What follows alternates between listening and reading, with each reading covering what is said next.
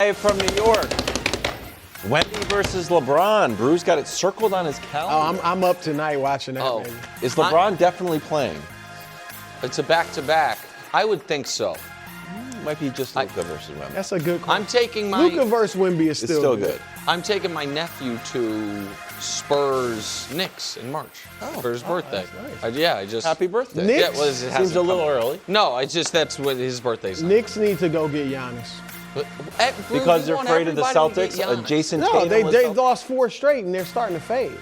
And clearly the defense is kind of a problem. They don't. Nah, yeah, I try. That's why don't have Leon the Rose picks. and those guys get paid the big bucks. That's exactly 3, right. 4, 5 That's right. team deal. If Whatever. I just sit here on the 4, trade 5, machine, I can do it. Go get Giannis. Excellent point. First hour, first things first.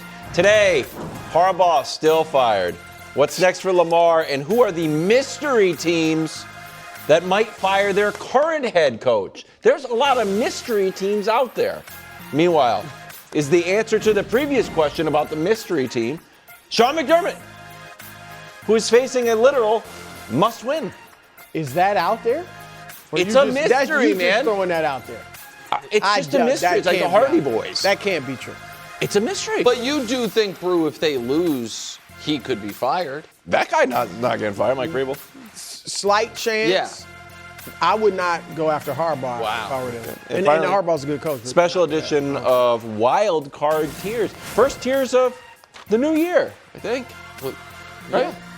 I would think That's so. true. Yeah, it's definitely true. Not just social media, Giles. I mean, it's our first Wednesday of the new year. First Wednesday of the new year. And it's the first playoff tiers we've had. unbelievable. First playoff tiers ever without the Chiefs. Did you see the story about Trevor Lawrence's grills?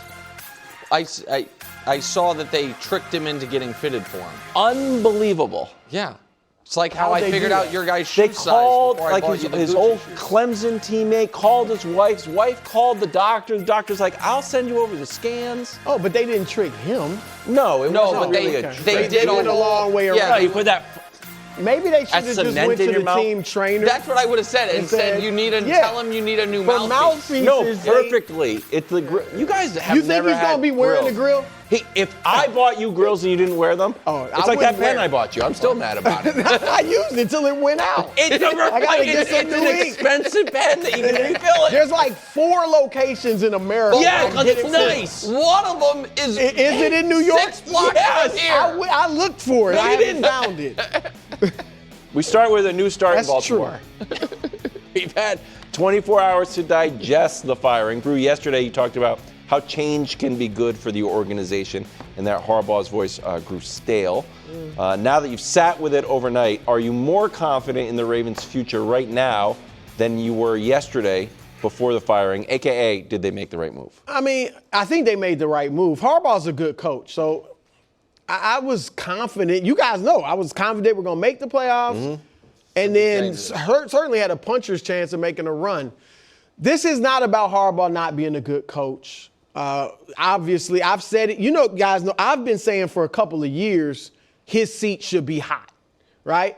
And I said as soon as he's fired, he'll get a job whenever he wants it. And obviously, he's in high demand. He's the number 1 guy on the market right now. But they absolutely made the right move. I mean, it had to be done. And let me say this first. People, stop saying if Tyler Loop had made the field goal, he wouldn't have gotten fired. He would still be the coach. Yeah, maybe for another week, 2 weeks, maybe 3 weeks, think maybe. if I think they had to at least probably get to the AFC Championship game. Maybe it was SBOB, maybe Super Bowl, but certainly go deep in the playoffs. I too. 100% agree with you. Yeah, everybody's acting like, 100%. oh, now he missed the kick so different. No, this is about, Nick, the previous at least 3 years. I would say 3 years because 3 things have defined this Ravens team over the last 3 years. 1, underachievement, okay?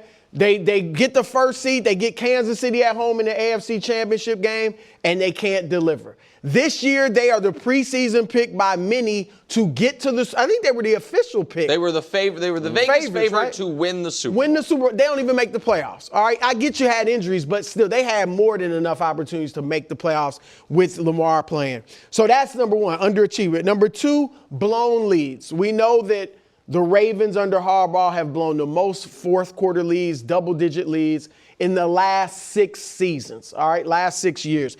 And then the third thing is beating themselves and / finding a way to lose. Now, the first two, underachievement and blown leads, are typically things you look at the coaching. In basketball, in football, if you keep blowing leads, you can't hold a lead. Your team never plays up to its full potential. Those are coaching things. The third one is partially coaching, partially players. I'm not blaming Harbaugh for the drop pass last year by the tight end. I'm not Mark Andrews. I'm not blaming him for the missed kick by Tyler Loop. But the other things are largely on the coaching. And so I think it's just time for a new, because Nick, if they came back next year with Harbaugh, there would be a malaise, almost a dark cloud, I think, over them. Now, they would try and go hard, but the disappointment they've suffered over the last few years, they just need a culture change. So I agree with everything you said, yet I don't think anything you said is the biggest reason. The biggest reason it was the right move to fire John Harbaugh was because they, I think, correctly chose their 29-year-old quarterback over their 62-year-old head coach. And it was not going to be tenable to run it back with this coach-quarterback combo, barring the type of, I don't want to say miraculous like it was impossible, but a playoff run that rebonded those two guys. Because this disconnect, John Harbaugh lost Lamar Jackson. I had been hinting at it for weeks via informed speculation is what I will call it. And then he gets fired, and within 6 hours, all the insiders are like, Lamar Jackson in that locker room sure seemed to have tuned him out. Rappaport this morning says the next head coach's number one job is going to be to try to reach Lamar Jackson. He actually said find him. Right. Use that word. And find so him, whatever. I have very good reason to believe from what I would call circumstantial evidence and real information that bringing back John Harbaugh was not going to land well at all with Lamar Jackson. And that is not just because he didn't give him the vote of confidence at the end. And it was this relationship and whatever, I don't know if I want to call it mistrust, but had been brewing all year wide out in the open via publicly available injury reports, availability designations, and practice schedules. And Lamar's missing of Wednesday practices for different injuries, and then for an illness, and then for a rest day, and then having a full participant in practice, and then missing a game, which again, we saw him get hurt. I know he was hurt, but there was not the level of communication between what the severity of the injury and its impact on the upcoming game between coach and quarterback that every franchise has to have to succeed. And there was no reason to believe, this isn't like conspiratorial stuff. What's the one team in the league this year that got fined by the NFL because they had the wrong injury report designation for their star quarterback? The Ravens. And that was 12 weeks ago and 4 injuries ago. So I am not saying, and I do not believe Lamar Jackson went to Steve Bisciotti and said, fire John Harbaugh. That is not what I'm saying. What I am saying is the Ravens are about to enter what I think is going to be a very potentially difficult, understandably, negotiation with their quarterback, and it would have been an impossible one had they not made this move. So that's why, even if you think Harbaugh is a great coach, and even if you're not as high on Lamar as Brew is, and you're closer to where I am, which is, not that you understand what I mean. Right. Lamar Jackson in 2026 is a better quarterback than John Harbaugh is coach. and brings more you value. Don't get rid of a star player. Star player who's Superstar still in player. his prime, you Yeah, hope, for sure. and even if he's on the backside of his prime at that position, there's just not enough of them. So to me, it was the only move they could make. And the thing is, quickly, Lamar clearly has the utmost respect in that locker room. Like you can see that, and so I'm not saying because he kind of soured on Harbaugh that everybody did it because of that. Maybe it was their own reasons, but clearly he's the leader in that locker room, and that's what you want, from your quarterback. Sure. You talked about it being a risk, so I had Josh dig into the numbers, and this is the full screen we came up with. Longtime coaches leaving, and again, it's a little bit up and down. Patriots have had 2 coaches in 2 years. Seahawks have, just Mike Macdonald. Saints have gone through 2 coaches in 4 years, McCarthy to LaFleur. Giants have gone through 4 coaches in 10 years. The Eagles have gone through 3 coaches in 13 years. The Eagles are the only one to reach a Super Bowl and win a Super Bowl. And 2 of their 3 coaches won Super Bowls. Yeah. It's really weird. But it's the like- Eagles And is a Chip weird one. Kelly, But it's And the Chip Kelly got it, yeah. But Good you're at but right first, now you're in like the Chip Kelly zone. Well, for here's the where I Ravens. would So do you- disagree. I don't think it's look. You're getting rid of a good coach, and they would have. I think if he was back, I think they'd have made the playoffs. But I don't think they were going to win a Super Bowl. Mm-hmm. And so that's a risk because maybe you get somebody in there that's terrible or whatever. But this has been a good organization. Like they have hired. Billick was a good coach. Then the Harbaugh. Harbaugh was a special teams coach. Yep. So they found him, it's under Bisciotti since Bisciotti's been the owner. And so I think they'll go out and find a good coach. But are you expecting it to work Well, right away? Yeah, because they're like has some to. of those teams that didn't. The Patriots weren't ready. The Seahawks had good players in place. Put that back up, if you would. Packers had good players in place. So I think The Giants have been. You're not bringing the somebody Giants in have for been, a year. The Giants to have been a rebuild. mess. Right. Yeah, but the Giants weren't Here's that the good, distinction period. that I would draw there. And this is not. The 2 teams with 1, you see it. But it's They had also, good Brew, players. it's not Super Bowl. coincidental that, what went hand in hand with a lot of those longtime coaches? Very successful quarterbacks. Yeah. So when Belichick left, Brady was gone. When Pete Carroll left, Russell Wilson was gone. When Sean Payton left, Drew Brees, was he gone or did he have 1 year left? I don't even remember. But it was the very, I think he was, but it was the very, no, Brees is eligible for the Hall of Fame now. So Brees was gone because Sean Payton coached the 1 year without him. Yeah. Taysom Hill year. When Coughlin left, Eli was en route to, was not Eli anymore.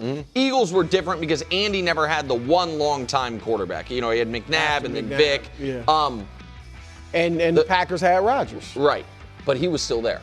That's what I mean. So that's Rodgers right. was So there. Rodgers was the one that was still there, and it's the one where you're like, oh, they went from longtime coach to longtime coach because that guy had, even though they've since moved on from Rodgers, he wasn't starting from ground zero at the quarterback spot. In fact, Rodgers had some of his best years under him.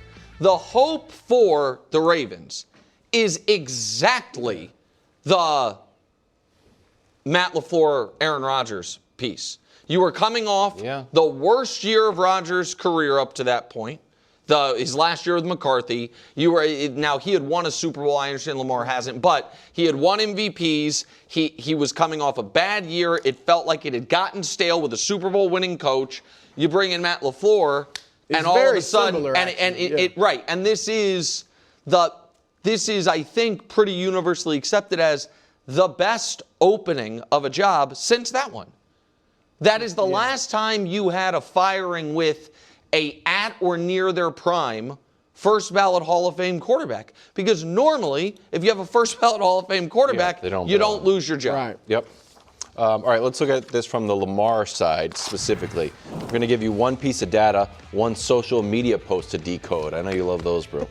4 elite QBs that you mentioned, Nick, in the AFC, which is usually a recipe for coaching stability. Lamar is the first to break up with his coach. Winning percentage, second to just Mahomes and Andy Reid, one at a higher clip than Alan McDermott and Burrow and Taylor. So that's the piece of data.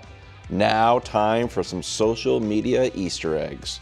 Lamar posting this on his Instagram. This is just wasn't that going into the game? I thought that was him walking into the game. It's less the photo, more of the audio, bro. Song choice, Coming Out Strong by Future featuring The Weeknd. Now, I'm not going to sing it, not because I can't, but we'll run into all sort of copyright issues. Yeah. The Weeknd is very litigious. Yeah. But here's the snippet. So he put this out today again with a he song. posted this today on Instagram. Must be out of your mind. Do you know who I am? Man, you're killing my vibe.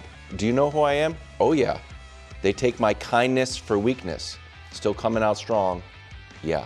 It says that a few times. Wow. So you got to decode. So that. I want to just Not nothing. You don't have hold to on. be Hold on, Inspector before- Gadget. But just to be clear, because I didn't even see this, so Yeah, I didn't I either. want to make sure I'm understanding it. That was not a caption that he wrote on this. No, that's you just gotta the go- song part that of the went song along. that's That's the playing. part Well, of you the have to song that's find playing. like, ooh, I Yeah. like that Right, part. you have to. Yeah, no, I understand. No, my wife's big on this. My wife posts stuff all the time. I'm like, is that about me? You really, yeah. It is about you. I'm like, wait a minute. Hold on. I was like, Just why a is random this part snippet, playing? I don't like that one bit. You're killing my vibe. Yeah, well, hold on. Wow. I mean that's strong. Like I said, I have trouble deciphering some of LeBron's, stuff like this, but this Well, LeBron's are easier now. He loves playing golf. that's pretty easy, I would think.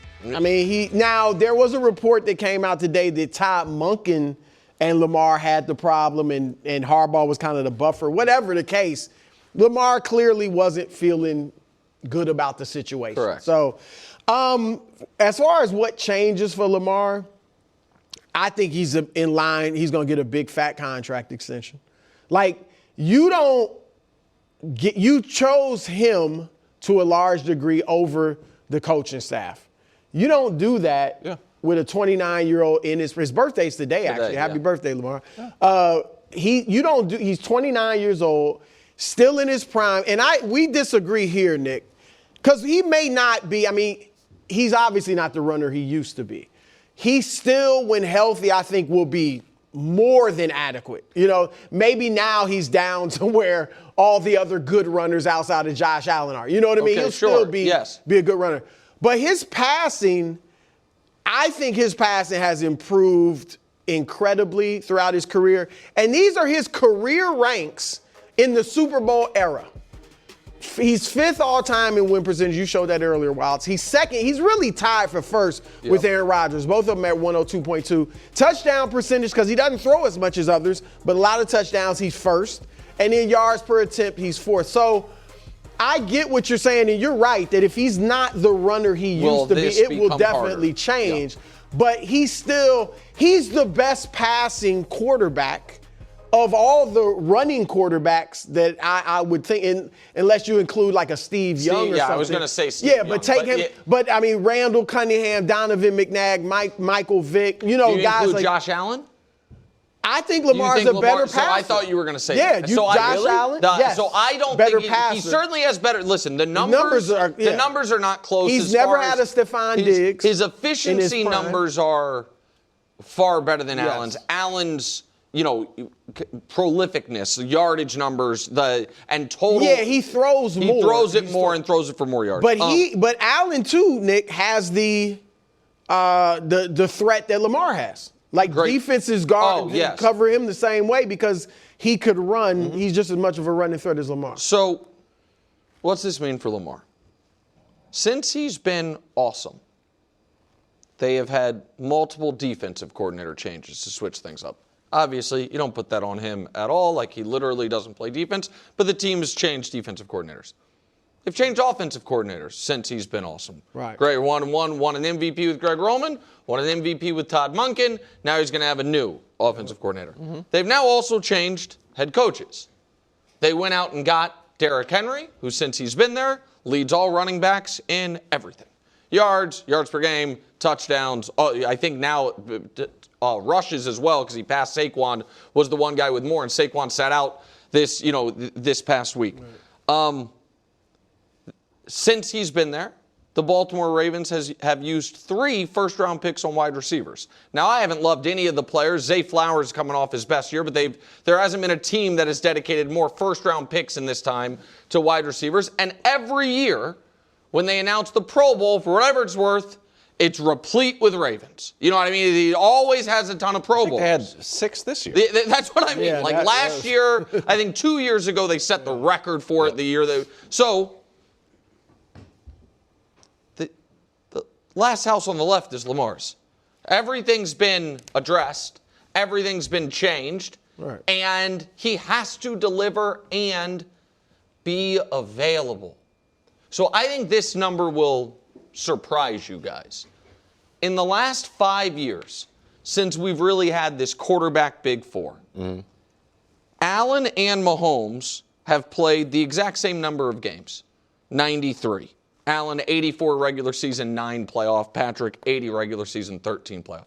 93 games for those two guys in the last 5 years. You know who also have played the exact same number of games? Oh, I'd be surprised. Lamar Jackson and Joe Burrow, 74. More than a season less.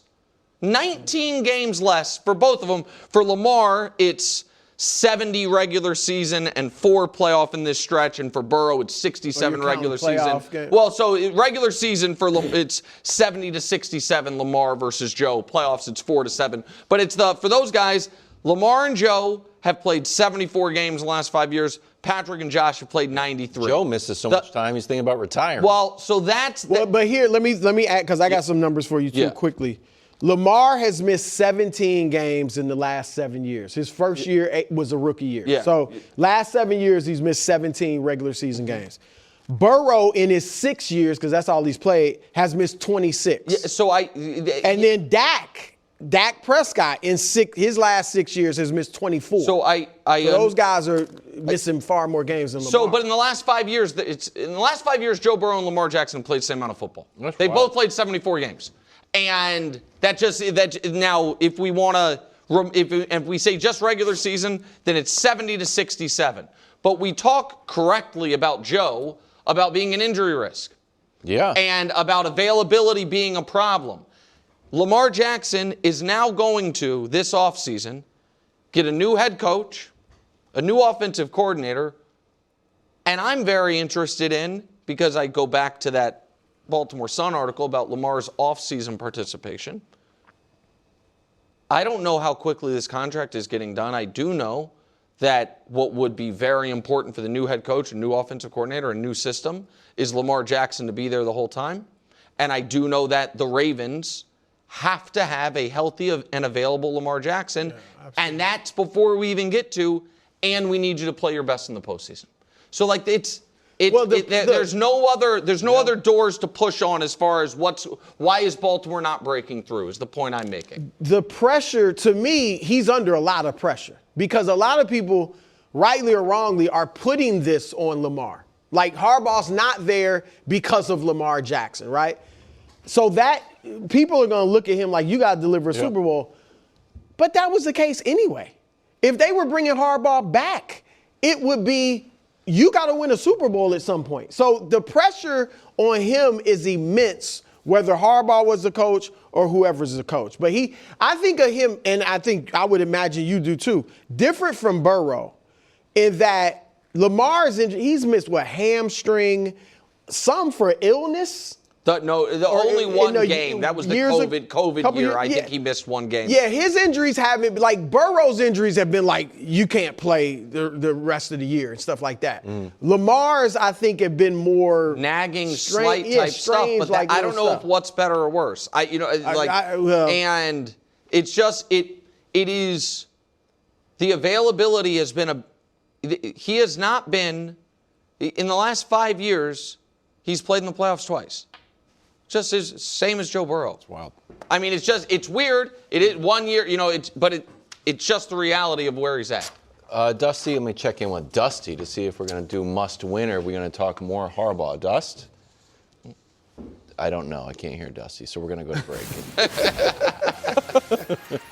break. Brock versus Jalen in a must win next on FS1, the Fox Sports Channel on Sirius XM.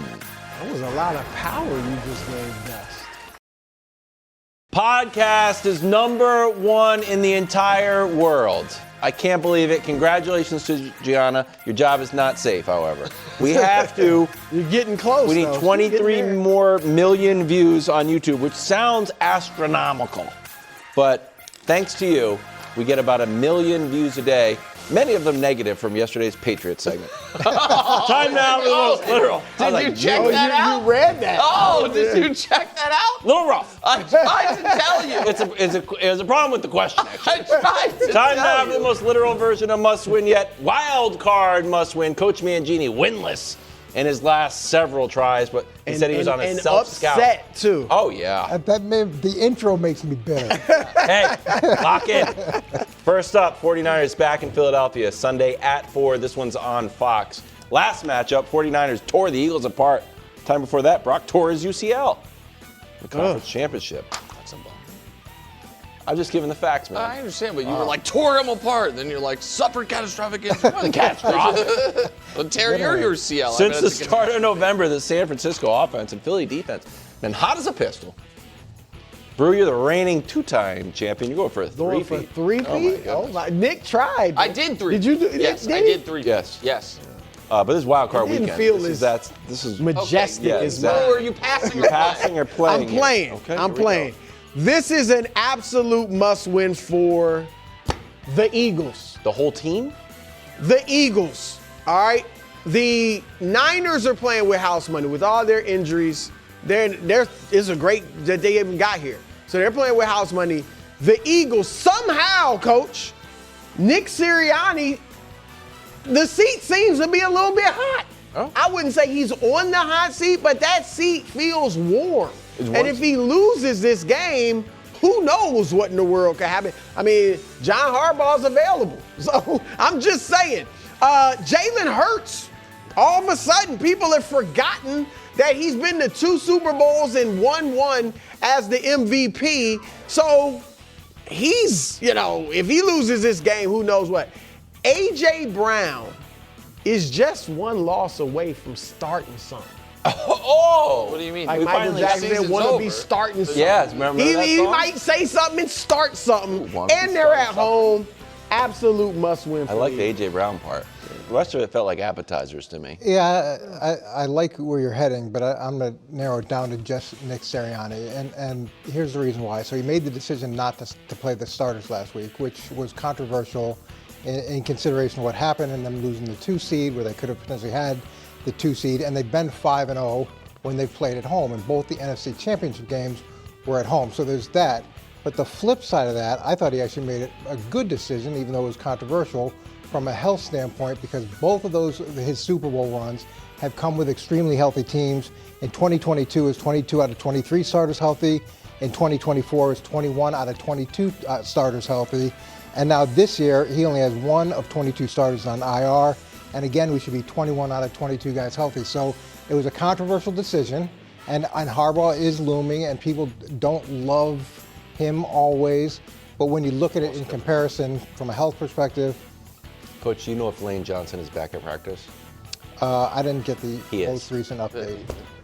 He is. I just got it in my ears. Another great, Nice numbers. another Was great that decision. Are you trying to give Coach, yourself? right, I think What are you you were doing? poking at Coach. Listen, He was testing. It was a pop quiz, Coach. That was a pop quiz. I thought you brought your A game. It Apparently, it is Wednesday. He just told me. It literally just broke since you've been. It just talking about broke. Excellent. So I like I thought Coach's answer was so great. I don't have much more to add except for I'm just going to piggyback off the Sirianni piece, which is this: John Harbaugh.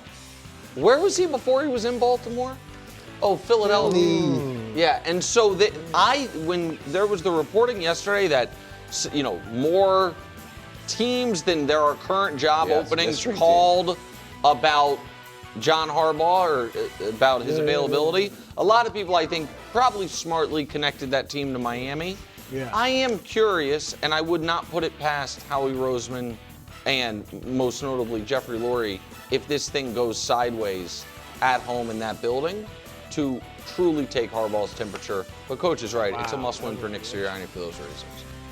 Coach was on text complaining about the scoring system. Said he did a self-scout, and he came back in a major way. The very rare 2-point What? victory. The 2-point. 2-pointer A lot for of that question was one. what I said. No. No. Sirianni. You were just doing proper who nouns. was the first to bring up John Harbaugh? Well, you John Harbaugh. Not a they hot all take. piggyback. Bills favored in Jacksonville. Josh versus Trevor and his grills. Look at this. Teams that took an 8-game win streak into the wild card like the Jags. 4-0 in the last 15 years. Who is this a must-win for, Coach? To me, this is a must-win for Jacksonville, but it's really a must-win for Nick Wright. Ooh. And here's why. His love for the Prince is well documented, but then we went through this phase where he stopped loving the Prince. I Drop, did not. Coach, you're absolutely hold right. on a second. No You don't question. have to respond. This is my turn. I watched even up on for a debate. TikTok or an Instagram or something behind the scenes where you traded the dude away, the trumpeteers away for virtually nothing. You literally you literally sold low. So now they get hot again and everything's excited and you've got no Mahomes and you've got no Kansas City and you're hitting the blonde supporting wig. you. So now if they win, Josh, get him to his corner. This is good. if Coach they is win, on fire. Nick gets to, bow up again and drop some banners. Okay.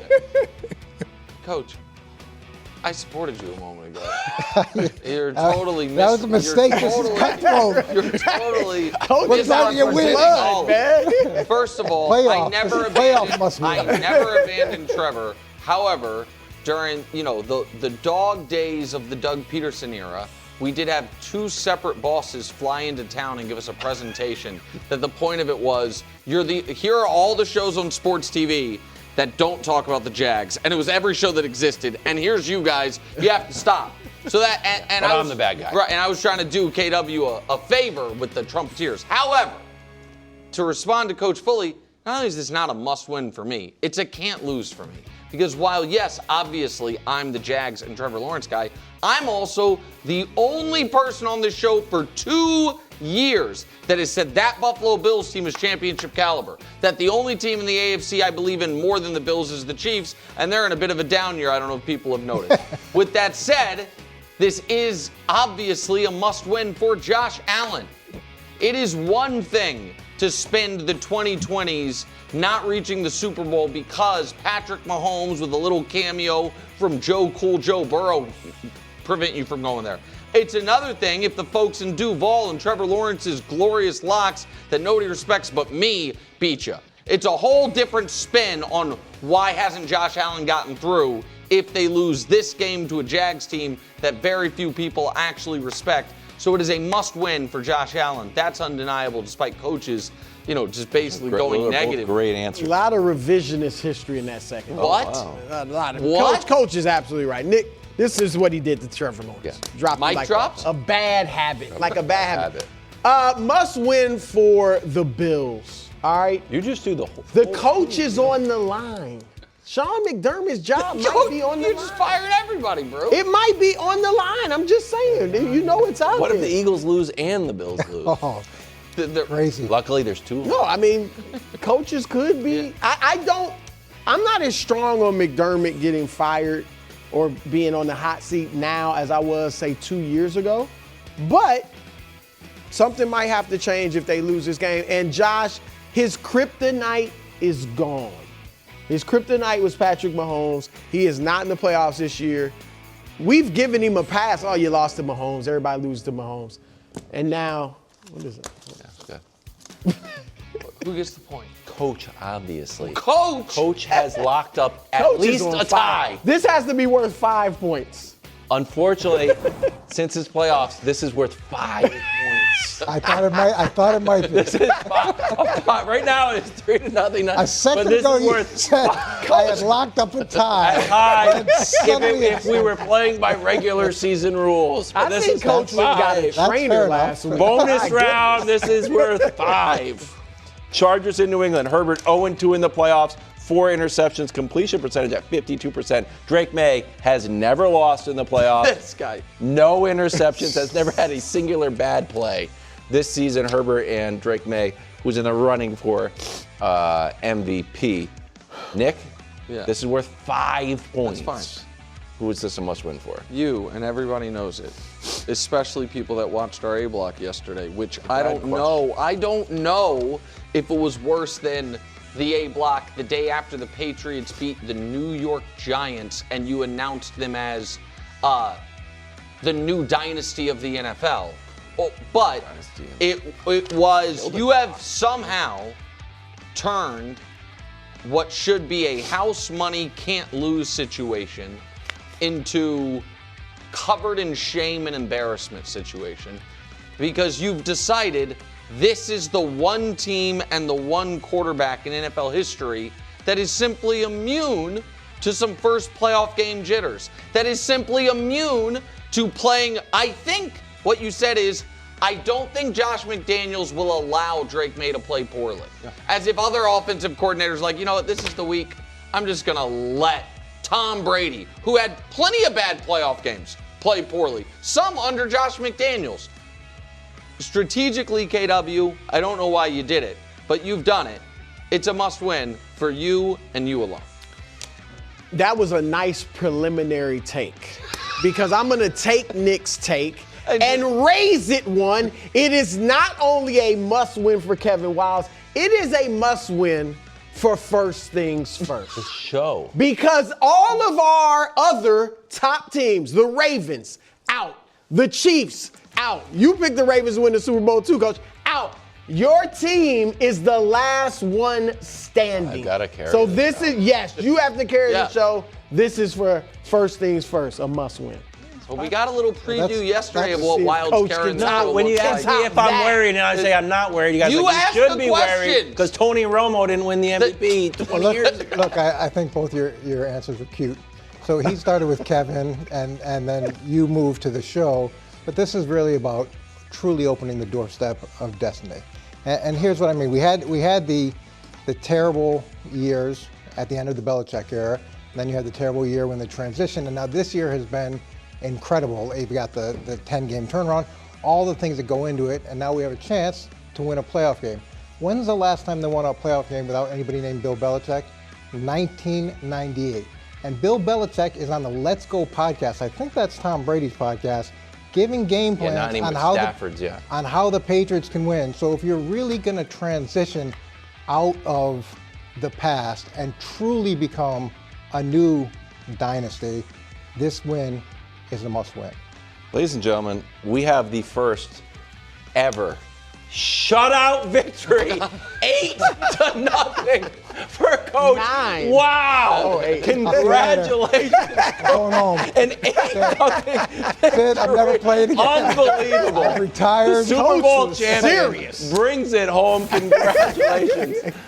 Why do growing businesses love working in Slack? Let's ask Christy at Ari Bikes. Running things in Slack saves me so much time. AI summaries save 97 minutes per week. What say you, Rox from Gosney? Slack helps us build community, it helps us build connection. Your partners, vendors and customers all in one place. Take us on home, Ashley from Caraway. If we didn't have Slack tomorrow, I would explode. Well, let's not let that happen. Visit slack.com/podcast to get 50% off Slack Business Plus. Coach, wanted to get your take on Harbaugh. Mixed bag when you fire a long-time coach. Sometimes you bounce right back, sometimes you don't. What do you think of the chances are that the Ravens regret this? I think there's a really good chance the Ravens regret this, and it's going to be extremely challenging. It's been 18 years since they've gone through a quarterback or a head coaching search, and that's challenging. Now, they did do a very unique search at that time, but that's a long time. And then I've said this over and over again, when you have consistency, you have efficiency, because the scouts know what the head coach is looking for. Free agency, all the way down the line, the roster turnover isn't as great, but you bring in someone new with new ideas, all that has to be gotten used to. So there's that component. And then how's the dynamic of the new head coach with the GM? Because the power structure before was John reported to the owner, the GM reported to the owner. Does this new head coach come in and now he reports to the GM? Does that change? And then what's the dynamic between a new head coach and Lamar? Lamar suddenly, he won the power struggle, so he's suddenly become empowered. So what does that look like? There's a lot of things, if you go get a new head coach, that they're going to have to learn and get used to, as well as dealing with the dynamics of the organization, the dynamics of an elite quarterback like Lamar Jackson. I don't think they'll regret it. I think the chances are very slim. Because, one, I don't think they were going to win the Super Bowl with Harbaugh. They would have been good, but wouldn't have won the Super Bowl. So for them to regret this, they have to really fall off. I mean, be like next year, not make the playoffs either, and just kind of not be a contender anymore. And I don't see that happening with Lamar Jackson in his prime. And you still got Derrick Henry coming off a very good season. We'll see how good he is next year. But a lot of other good players too.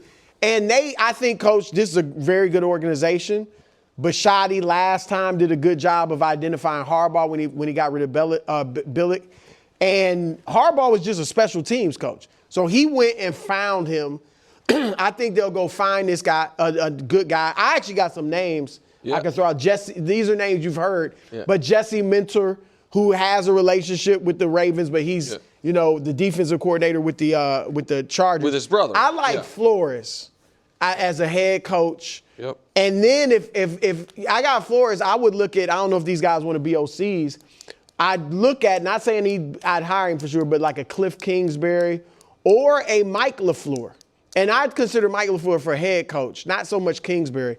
But Mike LaFleur, as a head coach, the OC with the Rams, I'd like to see what he could do with Lamar. Just to add to Brew's recommendations, these are reports that they're looking at. Anthony Weaver with the Dolphins DC, and Clint Kubiak, Seahawks OC. So both of them have connections, don't they, to the Ravens? I mean, the Giants have done a good job replacing Tom Coughlin, so that's a nice model.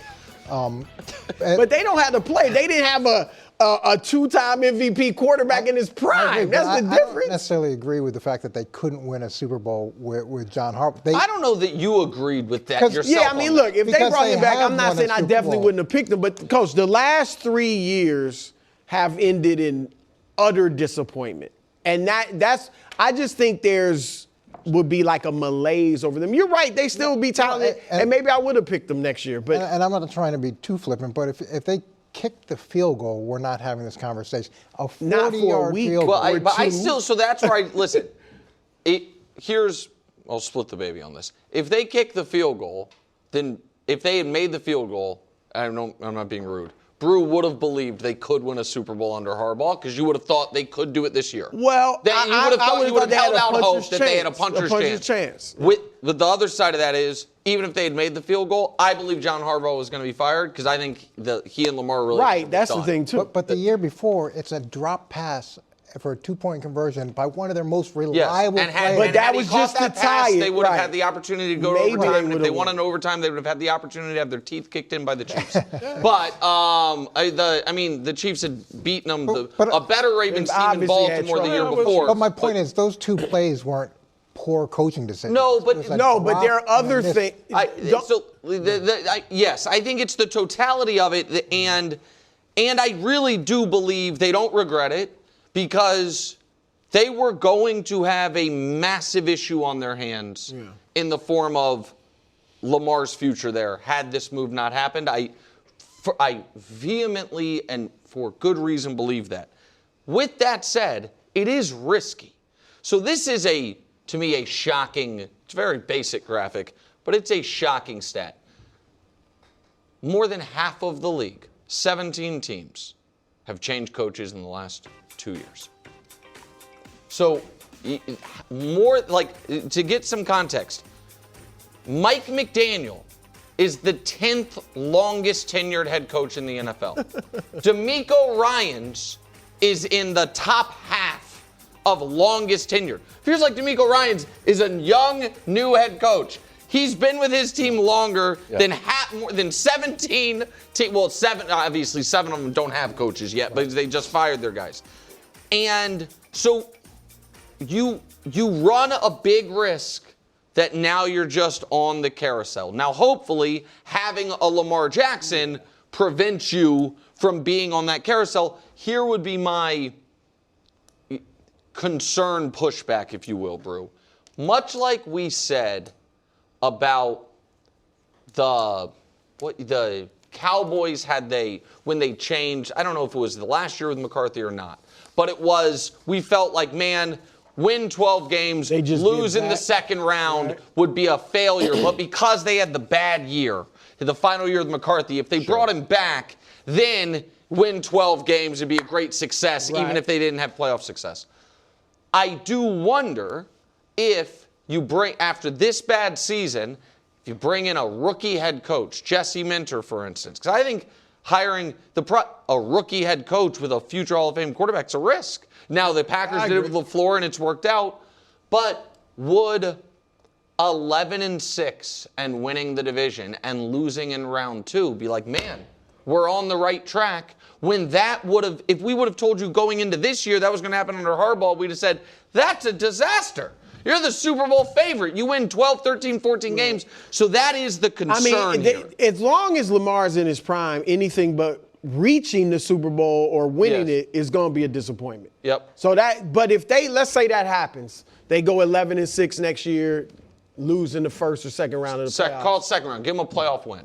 People are disappointed. I guess it depends on how the season looks. Like if Lamar looks good, if the defense looks good, I think people be optimistic. But but I will say this, you would be where you were with Harbaugh. Like I don't think people would have been like, oh, if we kept Harbaugh, we'd have won the Super Bowl. Yeah. I think at very least, you got a new coach that Lamar likes, presumably, and you're still a contender. Okay. Coming up next, the committee's tears. Sorry. You okay, buddy? I'm upset about Harbaugh. Good coach. Next. I think it was a bad move, huh? No, I think it was the right move, but I don't think they have a plan. Prime's exclusive wildcard playoff game is Saturday night. Jordan Love and the Packers take on Caleb Williams and the Bears. Not a Prime member? Sign up for a 30-day free trial to stream the game. That's going to be caught for the touchdown. NFC North rivals square off in the latest chapter of the NFL's oldest feud. The Packers and Bears in Prime's exclusive wildcard playoff game. Saturday, 7:30 p.m. Eastern. Only on Prime. Sign up for a 30-day free trial today. Restrictions apply. See Amazon.com/Amazon Prime for details. Live from New York. It's a show that has not lost the locker room. Sometimes I feel like I've lost Josh, our researcher. You're the coach now? Of me and Josh? He's always giving you stuff. You haven't lost. But sometimes through gritted teeth. No, I mean, you should. Here's your ego. Can I tell you something? voluntarily gives one perspective, one POV you've never had is the look on Josh's face when he leaves your office and clears the doorway. Just a beaten, just like this Head guy. down. This That's guy, why I'm always like, Josh, how's your like, hamstring? He's like, I just "Eric," once, like, I can't want some explain to pasta? this guy how completion percentage is calculated again. It's intense. Completions divided. I will tell him, Josh, I can't use any of these Drake May EPA stats. I can't explain them on the air. But they're number one. Far corner of the graph. By the way, unbelievable. Smart job Way by you. up there. Not because I was ready for you to pull out in the MVP conversation EPA stuff, and I was so ready to just fire at you as a bad teammate. What's it mean? It was a great job by you. That what? What is EPA like? Oh, EPA. I'm unfamiliar. Explain it to me. So it was a great job by you not to do it. A lot of stuff I don't know how it works. Still number one. I was ready for that, bro. I was like, I'm this guy. You know what's number one? iPhones. Do I know how they work? How they manufacture? I don't know. Today, what mystery teams want Harbaugh? Everyone's talking about these mystery teams. Have you heard this? Yeah. Meanwhile, Joel Klatt. What? Excuse me. Joel Klatt breaks down the playoffs. And should Curt Cignetti bail on the Hoosiers, join the NFL? Why? To coach Mendoza again. Or just, I mean, that's an interesting, he's obviously rocking the house in college, but He is the rocking the NFL is the NFL. Yeah, you're making $12 million. The NFL is the NFL. Well, interesting. We'll see what Joel Klatt has to say. But right now, let me get you caught up to speed on what's been going on. Last night, while not smoking a full pack of cigarettes, an elite committee of experts, analysts, and people who have roses in the Rams colorway in their browser history fought and toiled and burned the midnight oil to deliver the best segment in all of sports television. It's an honor and a privilege. It's time for wild card tears. Wow. Thank you, KW. Can't wait for Why this. would I have Googled roses in the Rams colorway when those flowers are sent to me? It doesn't narrative. Buddy, IT told me it was in your browser history. Fair point. Fresh new eliminations. Tough one. Bucks and Ravens. Man, I got to tell you, seeing the Chiefs there, seeing the Bucks there, thank God the Ravens are there too. I mean, if that You'd have been in for it. I'd have just been all alone. All right, I still got the Packers, though. You do still have the Packers. That is true. Both my Super Bowl teams eliminated before the playoffs. Massive embarrassment. There's no way around it. Bottom of the tiers. Sorry. A loss is a win. And here's what I mean. If somehow the Panthers win this game, they're going to convince themselves Bryce is the guy. And I understand this seems mean, and congrats on winning the division. Tying your future long-term with real money to Bryce Young is not the right decision. So you think if they win that game, they're going to pay? If they win a playoff game and he's the number 1 overall pick No and way. they've improved each year, they certainly are going to pick up the 5th-year option, which is a lot of money for a number 1 overall pick. I'm just telling you, a loss is not a bad thing for the Panthers this weekend. Hater. I'm sorry. That's Just win a round. Now, I'm not just saying this because the Packers beating Danny's Bears and the Chargers beating Wild's Patriots would just be amazing for the show, but also on the Packers side of things. I really do like Matt LaFleur as a coach. I just don't know him as a guy. He could be a jerk. I doubt it. He seems like a nice guy. Seems like a nice guy, but I don't know. Not be on the hot I don't know. seat. He's a better coach than he is person. No, I'm just kidding. I have no idea. But fact of the matter is, last year with Rodgers, they're 8-8, trying to win in your end game to be the 7th seed. His first year with Love, they win 9 games, they're the 7th seed. Last year they win 11 games, they're the 7th seed. This year they win 9 games, they're the 7th seed. They have only won 1 playoff game in this stretch. It was a great playoff game, and the playoff performance last year against Philly was very uninspiring. Just win a round and be like, hey, went all in this offseason, dealt with injuries, but at least we're feeling good. And the Chargers, the Herbert having not won a playoff game noise, even though they're the 7th seed, even though they're on the road, even though they're an underdog, it's just going to get louder. You win 1 game, nobody cares you get popped in round 2. It's a wildly successful season. Trendy winner, and here's what I mean. Someone is going to win this game, and whoever wins this game, the Tuesday after this game, you know what's going to be on every show from at least one person? You do not want to play. Aaron Rodgers? Have you back-to-back? What, one final push, a game away from a conference championship game? Or the Texans haven't lost since Halloween. DeMeco Ryans' defense, it's inevitable. Somebody has to win that game, and that team immediately will be considered far more dangerous than they probably are. So whoever wins that game will be the trendy team to be scared of for the Denver Broncos or whomever. Nothing would surprise me. I would not be surprised if Christian McCaffrey runs wild, if Brock Purdy has an awesome game, and the Niners offense against an Eagles team that we think avoided any type of supernatural funk, but might have just played the Raiders and the Commanders and eked out a 13-12 win against Buffalo. The Eagles team goes quietly into the night like it did 2 years ago. It also wouldn't surprise me if the Eagles say, all we have to do is stop Christian McCaffrey. Our defense is awesome.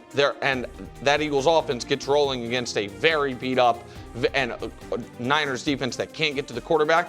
So Niners showing up in the conference championship game would not surprise me. Niners losing by 17 in Philadelphia would not surprise me. Obviously flawed but frightening. Bears-Eagles. Obviously flawed. The Bears defense is bad, and the offense doesn't ever, hum at a cool, crisp 71 degrees. It's always either 99 and scorching or 35 degrees. Hotel room. Right, exactly right. And the Eagles' offense has been bad all year. Not hit and miss. The last time the Eagles scored more than 20 points against a playoff team was Week 3 against the Rams. More than 20 points, and they played I think 7 games. They played a tough schedule. But because of how prolific the Bears' offense is and how good they are at turning you over, and because the Eagles are the defending Super Bowl champions, they're obviously frightening. Wildly impressive, wholly untested. It's both the teams, KW. That's true. It's the 32nd ranked strength of schedule against the 31st ranked strength of schedule. But the resumes, just as far as for the Broncos, who they've beaten and the comebacks. For the Patriots, how they're clobbering teams. The overall records for both these teams sitting at 14 wins apiece. And I feel similarly, to be honest, more about Drake May than Bo Nix about this, as far as wildly impressive but wholly untested. Bo Nix has been partially impressive but untested. Drake May has been wildly impressive but untested, but that's the same with their teams. Fork in the road for both of these quarterbacks. Trevor Lawrence. 2 years into the league, it was all going according to plan. Top 7 MVP, as everyone remembers. One of the greatest playoff comebacks in the history of the league. Lost to Patrick Mahomes in the playoffs. Kind of a rite of passage for AFC quarterbacks. It was all going the way it was written back when you were the Gatorade High School Player of the Year. It's gone a bit awry. You win this football game, all of a sudden, you're going to finish top 7 MVP again. He is. You beat Josh Allen.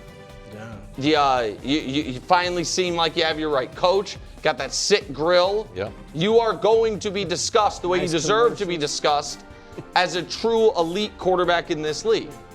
You lose this game, and it's 3 steps forward, 2 steps back. Josh Allen, this whole postseason run is your fork in the road.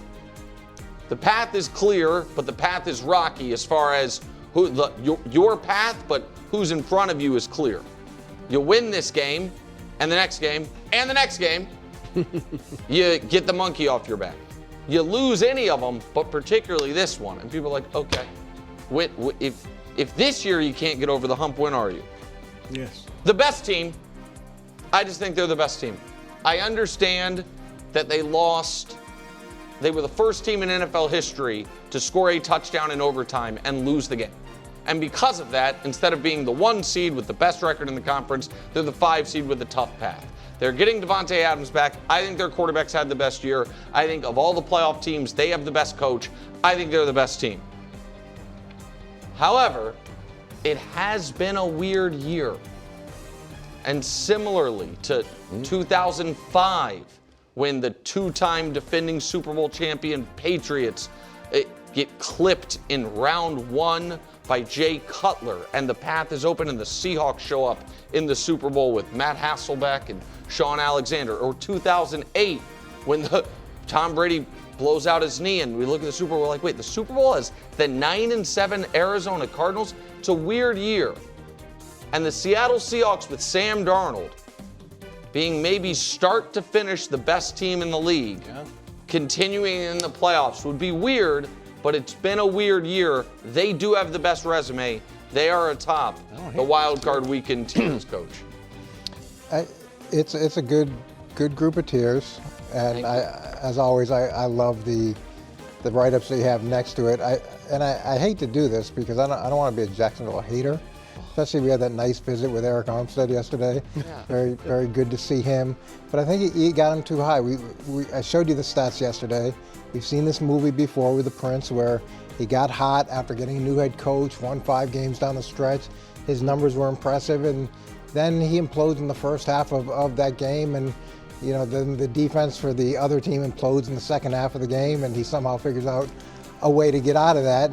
But in terms of the next layer down being untested, yeah, they haven't had the hardest schedules, but they've got a lot of guys there that can help guide this playoff journey. Josh McDaniels alone, he's been the OC in 3 Super Bowls. He's coached in 26 playoff games. And then you got Vrabel, he brought a team to an AFC championship game. So you've got that experience bringing that team in. And then the flip side of that is Sean Payton, who's won a Super Bowl. He's had 18 playoff games, and then he's gone to 2 other NFC championship games. So granted, there is an untested element, but I think that experience is going to help him as opposed to Jacksonville with a new head coach where all this is so new, and as much as he's trying to guide the ship, and it's an awesome story, there's a learning curve here too. Oh, I like that take. I mean, I think Mike Vrabel has one more playoff victory than Trevor Lawrence, just for the record. And it doesn't say wholly impressive, wildly impressive, wholly inexperienced. It says wholly untested. They do it. The coaching staffs do have quite a bit of experience. Are you counting Vrabel's playing days too? No, Yeah, I didn't I'm talking even- I about Vrabel, the didn't factor coach. that. No, he said Vrabel's been to an AFC championship. He has. And which is some correct. funny math. It's not funny math. I'm not talking about No, that Vrabel was the the right linebacker. number. I'm talking about Vrabel the coach. No, but a guy, but it's like a player versus a coach, but the coach is also the player. Okay, no, To that's get benefits. I'm Like, not. I also play. I am not saying Trevor is as experienced as Mike Vrabel. I am saying Trevor, the quarterback, has been just about as successful in the playoffs as Vrabel, the coach. That is what I'm saying. And Mike Vrabel, I really like Mike Vrabel on my list. We didn't do it before. My list of excellent head coaches, he's on there. He also, in back-to-back years, has lost home playoff games, lost a home playoff game as the number 1 overall seed with a bye. He did win 2 playoff games one year with the Titans. Can I just mention Liam Cohen went to the playoffs as the assistant wide receiver Yeah. coach, the assistant QB coach, Yeah. and one time as the OC. And you notice I didn't bring Liam Cohen into this fight because I'm not bringing Liam Right, Cohen to a but I'm Mike just Vrabel saying, fight. I'm bringing the Prince. Unfortunately, like that is part of guiding up. Right, You guide the whole team into the playoffs. Not just they one guy. have the experiential edge. I don't think they have the iron sharpens iron, trademark Kevin Wild, Yeah. edge. The Jags have had a brutal schedule and played great through it. The Broncos and Patriots have had the 2 easiest schedules in football. And I think the Jags' 13 wins, and by the way, the last 8 weeks beating teams by an average of 20 points per game counts for something. Going to Denver and dog walking counts for something. Okay. Houston, Nick has a problem Also mine. Only $10. on his tiers. All right. The Texans should be up. I'm going to put them with the Patriots and the Broncos. All right. Obviously, they're one of the hottest teams in the NFL. They've won 9 straight games, 10 of their last 11. 4 of those wins against playoff teams. The Niners, who you like a lot. The Jags and the Bills. The Jags also beat them. Both of those, but once Houston got rolling, they beat the Jags and the Bills. Both of those teams on your 3rd tier, and then the other team is the Chargers. They obviously, I think they have the best defense in the league. It's ranked number 1 total defense, ranked number 2 scoring defense. Great pass rush that I think is going to give Aaron Rodgers and whoever they play problems. And then they have a talented young quarterback who hasn't played to his potential the last few years, but we know the talent is there. And Nick tried to poo-poo this graphic yesterday, Coach, but the facts are the facts. CJ Stroud has been better. I mean, the numbers don't lie, I've heard. You trademarked that, Wild? No, I haven't. Numbers don't lie. And his playoff numbers go up in every category. TD to interception percentage, basically about the same. Interceptions get better, TDs get a little worse. So I think with CJ Stroud maybe stepping up and that defense, I think they should be higher on your tier. Yeah, I didn't mean to poo-poo the graphic. I just meant I think CJ Stroud, I think that overstates how good CJ Stroud's been in the playoff games, but we don't have to. He's been better in playoffs than regular season. Even recently, like when he's fallen in the playoffs. No, that's fair. That might also be a statement on he hasn't been that good in the regular season for 2 straight years. He hasn't. Listen. That's fair, but he's gotten better. That's fair. That's what I'm saying. And I think the Texans are dangerous. Oddly, after not really believing in Rodgers, dating back to his last year in Green Bay, when I wanted them to sit him for Jordan Love, the last month I'm a bit of a believer in what they're selling in Pittsburgh. And I think that game's a coin flip, so it felt to me like they should be on. One team won 10 games, the other. Oh, the Texans, they 12. They ended up winning 12. They won the final week of the year. I am on the same tier. Go ahead. I was flirting with putting the Eagles as number 1. But then you were like, wait, I don't believe in the Eagles. Well, here's the thing. Using heavyweight championship rules, the Eagles have the belt. Yeah. And someone needs to come take it from them. Coach mentioned that they're going into this playoffs well-rested, and it was controversial. Until you remember last year, Sirianni did the same exact thing. We're going to rest. And Saquon, you're not going to get an all-time record. because we want to go into the playoffs rested and healthy. And then next thing you know, boom, they're crushing teams. Last year, there was nothing to gain, though. Last year, they couldn't be the 1 seed. They sat in week 8. They were locked into the 2 and sat in week 18. This year, they could have gotten the 2 and sat in week. So that's the only. But to his point, he couldn't control that. You were still at the mercy. Yes. Of the Yeah, Bears. yeah. They could, if they saw if it was a 1 o'clock, 4 o'clock, Yeah. whatever. Yeah. But But no, I like the fact that they're healthy. Lane Johnson's back at practice. Coach said nobody's on the IR. One person's on the IR? One. Yeah. One person's on the IR. So the team is going in super rested. They are 5-0 off of a bye, if we count this as a bye. Sure. They're 5-0 in home playoff games. So I feel very good about the Eagles. I wonder, this might be a little bit radioactive, can we give, I'm not saying we should give Jalen Hurts the full Mahomes treatment yet. But a piece of the Mahomes treatment where it's like, you want to play me in the playoffs? I'm a different player, and I'm very hard to beat. Also, I'm the reigning Super Bowl MVP. That's He fair. also gets better. I'm not saying it's the full Mahomes sort of like, Yeah. impossible to beat, but Jalen Hurts did beat him. But I think there's got to be a point where, like, I don't lose in the playoffs. Yeah. And finally, this defense, maybe we have some questions about the Eagles' offense. The defense post-bye has been the best in the league. Beat up on some cupcakes, sure.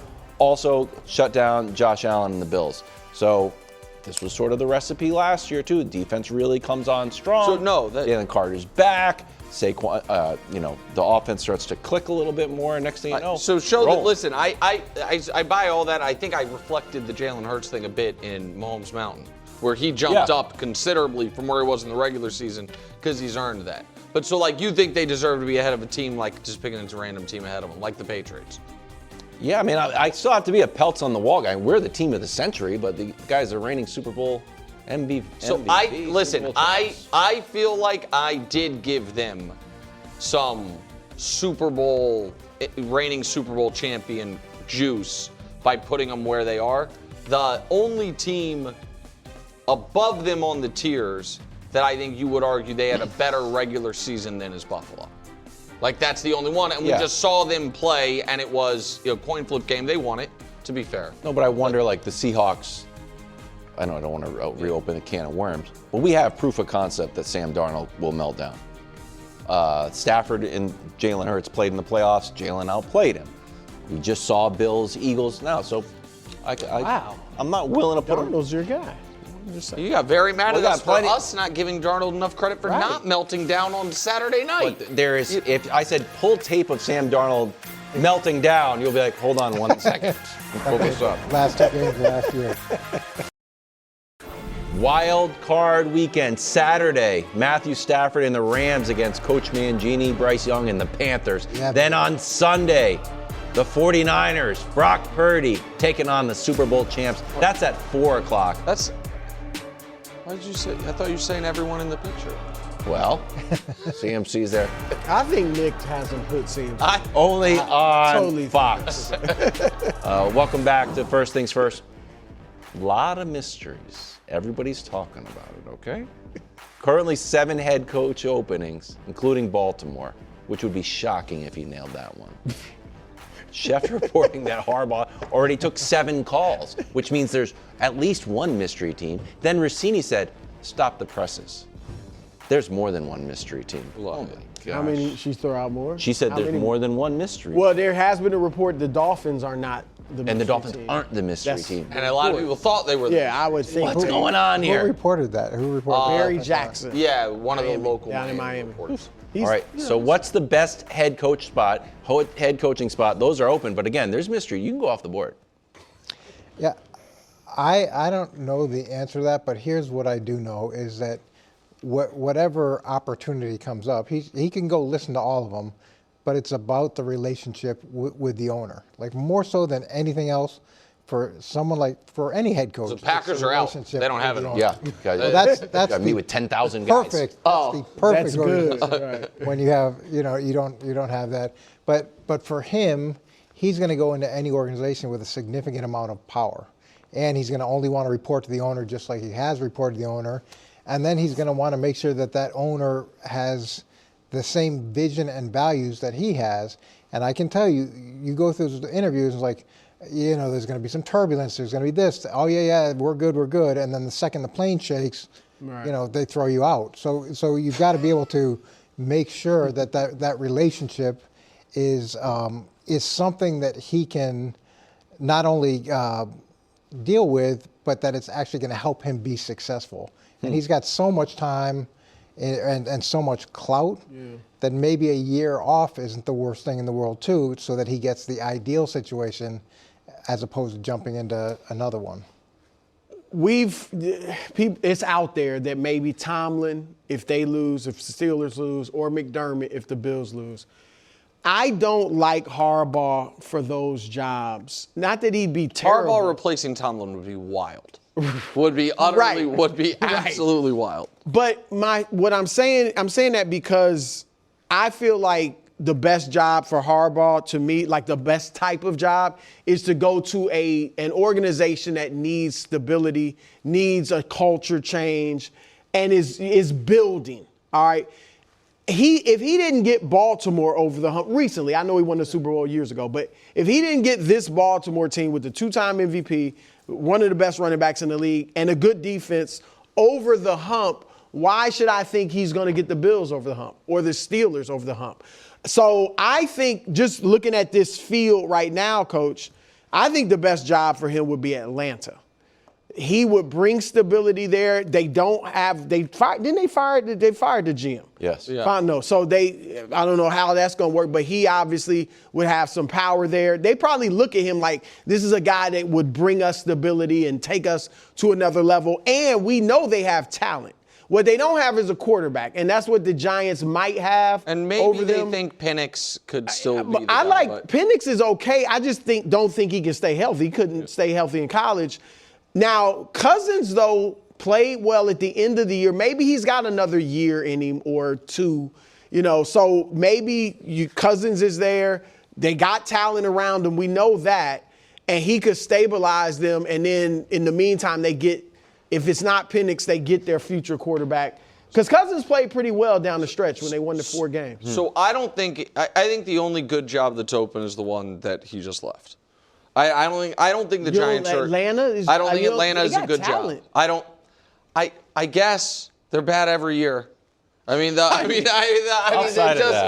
think they're talented? Obviously, you got the running back that you love, the receiver. Yeah, every year I look at Atlanta and think, wow, they're going to be really good this year because they're loaded.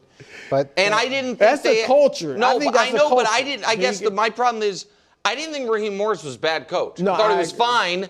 And it's like, and by the way, all that young talent is just about to become expensive talent. And so I don't think Atlanta's a great job. I don't even know if it's a good job. The Giants once upon a time were like a prestige job. You keep just firing coaches though. Yeah. And so and now maybe Harbaugh going there would give it stability. But to me, it's one place that we've already discussed and one place we haven't discussed. I think that if Philly loses in bad fashion, I think that is the exact type of perfect fit for Harbaugh. Where Howie Roseman, Harbaugh's, he's not a schematic, I don't want to say he's not a schematic guy, but he's not an offensive coordinator, defensive coordinator. He's culture, CEO, head coach. Mm-hmm. Howie Roseman wants to pick the coordinators anyway. You know what I mean? And so he's not going to be in the offensive game plans the way some of these young, brilliant head coaches would want to be as it is. We have seen them be very bold with championship caliber or championship winning coaches. Yeah. And this to me would be if Philly, again, they would have to lose in bad fashion a home playoff game. Do you really think, you're right. If they get 45-7, that's one thing. But realistically, you think Sirianni could get fired? If John Harbaugh had not come available, I would say no. But I do think Jeffrey Lurie and Howie Roseman are the type of people where they will say, is he better? If we can get the guy who's better, shouldn't we do that? I just think they're fearless in that. With that said, the team who right now announced their coach is coming back, but with this news, I would, and this maybe goes against, I don't know if Harbaugh would be interested because of ownership, but that should find out if John Harbaugh would take the job, and if so, they should fire their head coach is Cincinnati. And John Harbaugh gets an opportunity to stay in the division he knows, gets an opportunity that is built. And if I am the Bengals, I am saying it feels like we have stuck with Zach Taylor out of like we know there's a floor, the players like him, and we didn't want to get back on that carousel. And that to me, let me put it like this, as a Chiefs fan, I would be really bummed out if Joe Burrow and Jamar Chase got John Harbaugh. I kind of like the Raiders because at least you have the number 1 overall draft pick and you can go get if you believe in this quarterback draft, then that answers the quarterback question. Then you get to play against your brother. See, I don't think he wants to play because didn't it feel like that when Jim was coming back that he didn't want to be, that he didn't want to play against his brother, like that they were hoping not to have that. Yeah, just be kind of cool and you get the number 1 overall pick, which could solve problems. Jamison Hensley reporting that Harbaugh believed the break was best for everyone, including Lamar, and it was no coincidence that this happened when Lamar was up for an extension. Interesting reporting from Jamison. How much pressure, Nick, does this put on Lamar Jackson? Bruce said it earlier. He's under pressure no matter what. But if there was anything that would ratchet it up, it would be this exact scenario. Bad year, disappointing, odd injury stuff, in line for a new deal, fired the Super Bowl champion head coach. And the pressure is, to paraphrase Mike Tomlin, the pressure is the pressure. And it is, I did this before we show the graphic. I want to explain it. Super Bowl era, Hall of Fame quarterbacks, plus the 6 guys who are not yet eligible that we know are in. Lamar, Mahomes, Brady, Breeze, Big Ben, Josh Allen. And here is, for Lamar, playoffs where he is. Amongst the gold jacket quarterbacks, the pressure is to not be the worst postseason performer. That's not being unfair. That's not being picking on him. It is, again, it's a high standard because those are it's the 29 greatest quarterbacks of the last 60 years, but he's not the 27th best quarterback of the last 60 years. He's closer to 10th. Right. You know what I mean? And so the pressure is to break through, Coach. Well, Coach, I would say Harbaugh has been like the target for like these last few years, even though people like you have said rightly that Lamar has struggled at times in the playoffs and he's made some mistakes. Harbaugh's been like the one that's going to get the blame. Certainly amongst I think Ravens now, unless this new coach is horrific, which they wouldn't even be in the playoffs if that's the case, but assuming it's a good coach, they're back to being a contender, Lamar now becomes the number 1 target. He's caught some bullets already, but he becomes like the number. If they don't get it done, you're not looking at the coach anymore. They're going to be looking at Lamar. Well, I can tell you exactly what the expectation should be. So the expectation, this is the same as Aaron Rodgers in Green Bay, right? Power struggle, gets Mike McCarthy out, wants a new contract. What did he do? 13-3, lost the NFC Championship. 13-4, lost the divisional round, back-to-back MVPs. Got rid of your head coach, won a new contract. That's the bar. That's it. That's what it is because we've seen it before, and that's what Aaron Rodgers did. So. But he's got to. You're not saying he's got to get that. He has to get. He has to get to the Super Bowl. He should probably be back-to-back MVP, 13-3 and 13-4, exactly like Aaron. Well, but that didn't even make. That wasn't good enough for Rodgers. Like they ended up moving on. But I'm just saying it was a power struggle with a Hall of Fame not a Hall of Fame, but a Super Bowl winning head coach. We'll see, how that all plays out. But Super Bowl winning head coach, he won the power struggle.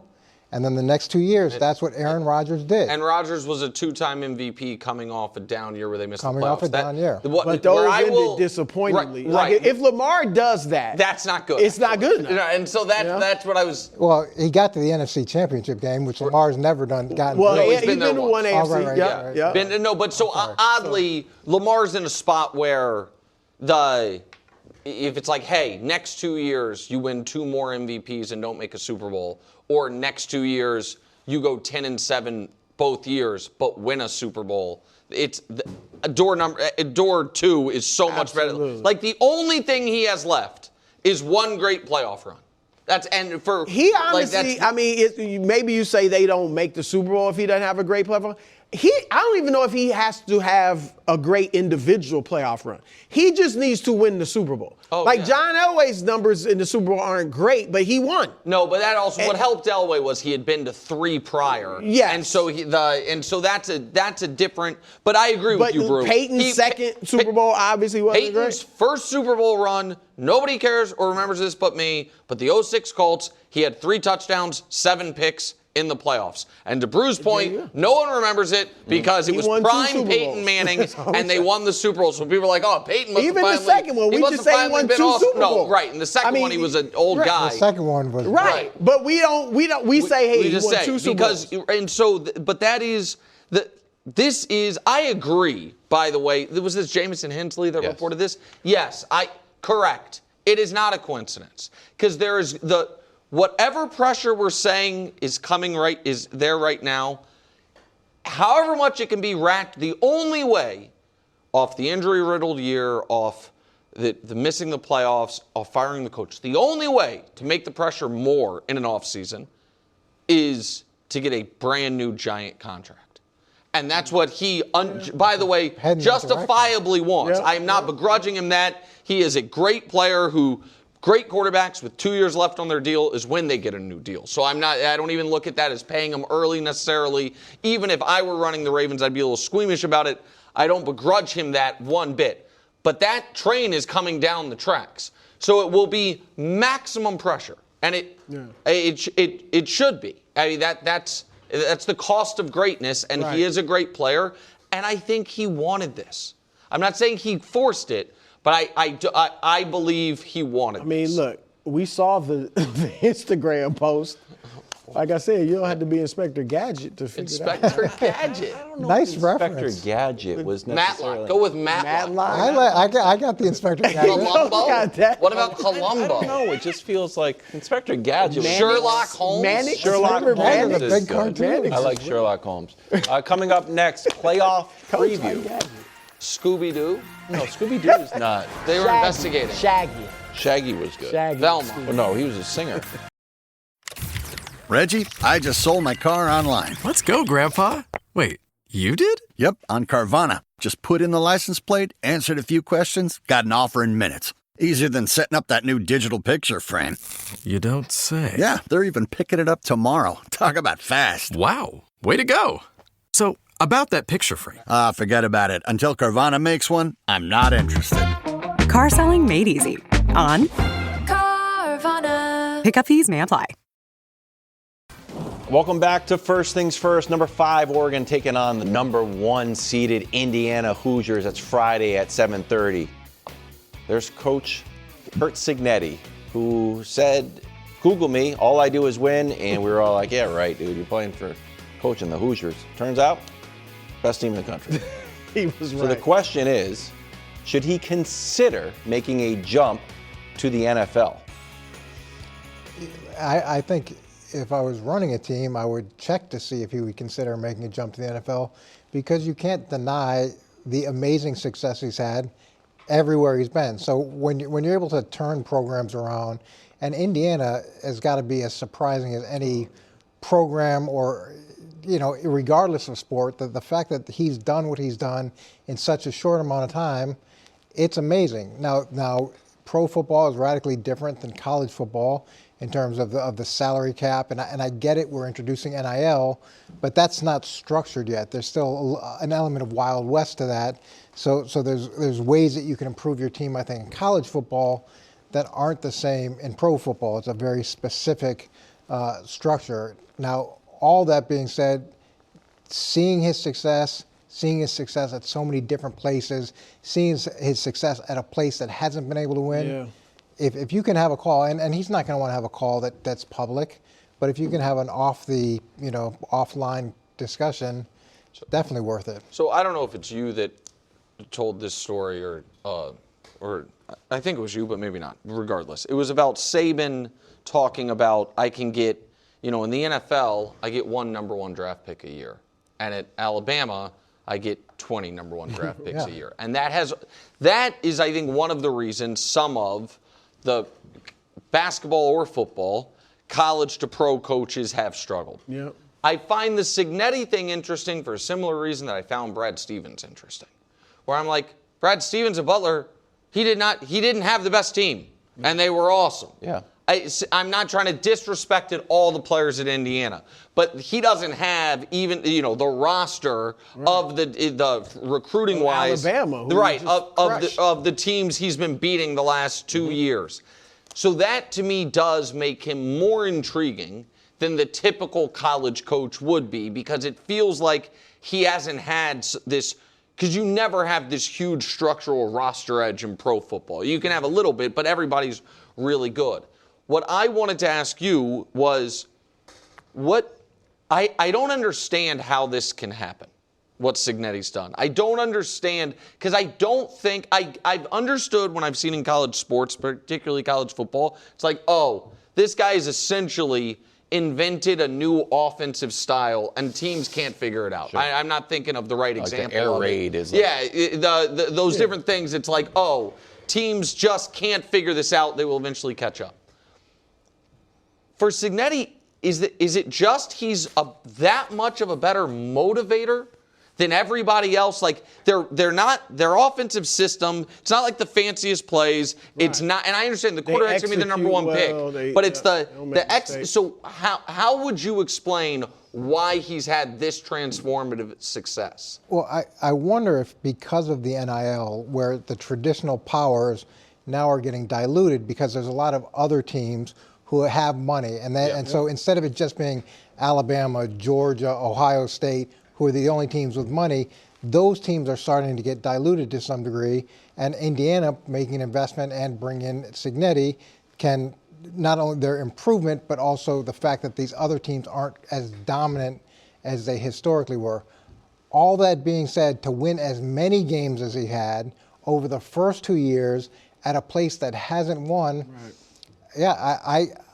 I can't point to one thing, and I don't have as good an insight into player acquisition in college football. I'm in the NIL world right now as I do in pro football.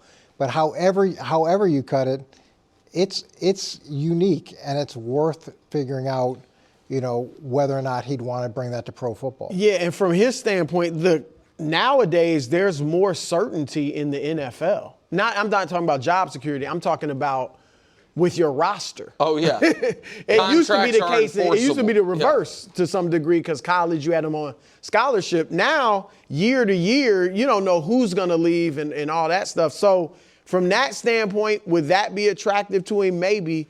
I'm baffled too, Nick. I mean, what I said last week, what he's done is one of the most remarkable things in sports. And when he went there, didn't he bring a bunch of his guys? Yes, James Madison. Yeah, but it was from James Madison. Right, but I think that's a unique component of it too, the fact that you can bring that many players that know your system and infuse them into a new place that quickly, as well as with the transfer portal, the volume of guys that you can get now is again, not only are the powers diluted, but you can go grab guys. Maybe he's a great talent evaluator too, and the guys he's putting into the program are better than other people evaluating them. Quickly, Nick, the story of the day is a divorce between Harbaugh and Lamar and the fissure of that relationship.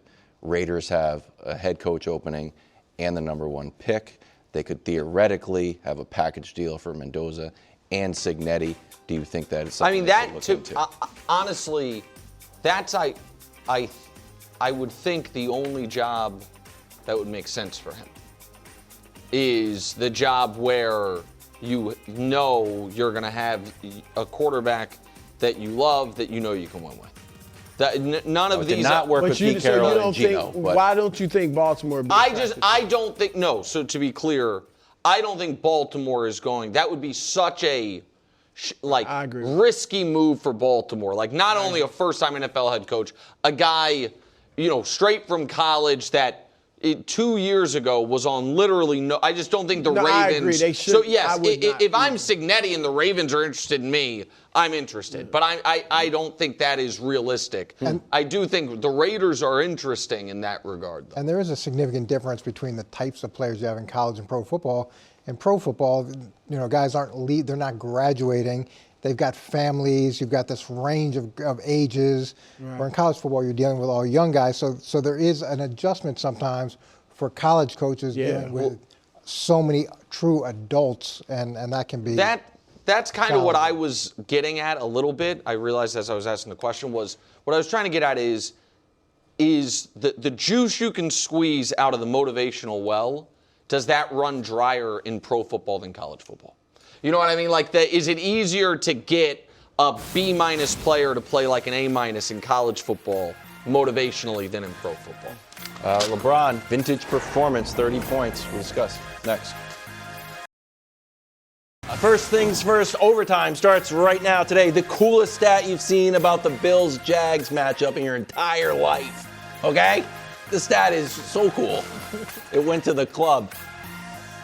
Paris Hilton. Hilton. Timely reference. Yeah. Meanwhile, Willie Colon, Coach Mangini on the MVP race. Stafford versus Drake May, and maybe a little Trevor Lawrence. We know that he's lurking. And finally, do we like that the Bears are already talking about the Super Bowl? Wow. Brew, can I borrow it? I don't like it. I love it. Oh, that's good. You actually got me. I got you. How did he get you? I feel bad that you got me, man. Alongside Chris Broussard. I don't like That's right. Eddie Parker. It's Kevin West. Do you think we're the only show today that in the span of a half hour referenced Inspector Gadget and Paris Hilton? I hope so. Yes. I would say it's just absolutely no evidence. Absolutely. No evidence. This guy can't. YouTube commenters, you're wrecking this guy. This guy knew that yesterday's 8 block was a little shaky for him, so he went on a YouTube comment adventure. No, I just looked. I was like, and how I was like, I didn't think that was that good. And I was like, uh-oh. And first of all, I will save that one. Now I'm trying to get my mean streak up. Wow. Yeah. Fire back, just on their bang. Researching you. What about that? In any event. Top 10 Tuesday is next Tuesday. Sorry for the delay. Take it easy. Mystery teams, Danny. Did you hear about this? Oh, I did. Holy cow. Look, there's a report from Adam Schefter, okay? Yeah. There's one, maybe more than one. More than one team that currently has a coach that reached out to Harbaugh. Which coach, maybe a coach in the playoffs, should be nervous about this mystery report?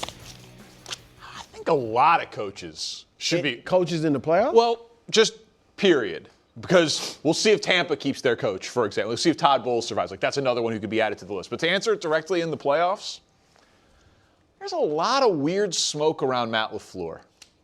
And I personally, I like Matt LaFleur. I personally would rather Matt LaFleur than John Harbaugh coach my football team. Danny loves the offensive genius who's never won anything. That's exactly right. He loves that. There's nothing he loves more. Grizzled defensive coach with Super Bowl rings. Get him out of here. Get him out of here. Guy who can design fancy plays. He loves it. Go ahead. That's exactly correct. But the agent there is Brian Harlan, top coaching agent. Brother of Kevin Harlan, famous broadcaster, son of Bob Harlan, longtime Packers president. Very tied in with the Packers franchise. Matt LaFleur's been the 7 seed twice, has 1 playoff win. 7 seed 3 times. 7 seed every year with Jordan Love. They've been the 7 seed. Oh yeah, you're right. I thought it was 6. Yeah, you're right. 7 seed last year. So he's a very good coach, but could I see a world where there's just it's time for Matt LaFleur to move on. Harlan gets him another gig. Harbaugh slides in, goes to the NFC, goes to Green Bay, still has a quarterback there. I could see that game of musical chairs playing. But the tricky part of this conversation, guys, is that it makes sense in a ton of places. We could throw out Buffalo. Yeah, I could see it. Throw out Philly. Yeah, I could see it. Like, John Harbaugh is an excellent coach. So I think there's probably 20-something teams that are going to at least have the conversation. Here's my thing. And look, if I'm Baltimore, I'd love Matt LaFleur. Well, just coach you want to trade? Too late. Too late. But you know what I'm saying? Like, if I'm Green Bay, I'm not moving on from Matt LaFleur. I'd at least give him another year. But this year it was injuries. I just think he's a really good coach. I'm kind of with you on that. Harbaugh, I like Harbaugh better in a franchise that needs stability It needs a veteran coach with a Super Bowl ring to come in and set the culture and give us something we haven't really had in a long time, a la Atlanta, a la the New York Giants or somebody like that. If I'm Buffalo or one of these teams that's close but hasn't been able to get over the hump, why am I picking John Harbaugh when I don't have as much talent as Baltimore? And Buffalo can say they got the same level of quarterback, but most teams can't even say that. Now, I do like him in Cincinnati with Nick. Put. I thought that was a great idea. I hadn't really thought about that. But Cincinnati's not really there right now, you know. So I just don't see, if I'm Buffalo, I feel like McDermott to Harbaugh might be a lateral move. Pittsburgh, to me, he's a lot like Tomlin. So I would rather see him, if I'm one of these teams that needs to build my thing up, that's where I'm interested in Harbaugh. So but not one of those contenders. So to answer, before I go through the teams, your point on if you're Buffalo or one of these teams, be like, he couldn't get over the hump in Baltimore, why would he here? The answer to that could be for some organizations because they feel like John Harbaugh is not the reason they didn't get over the hump.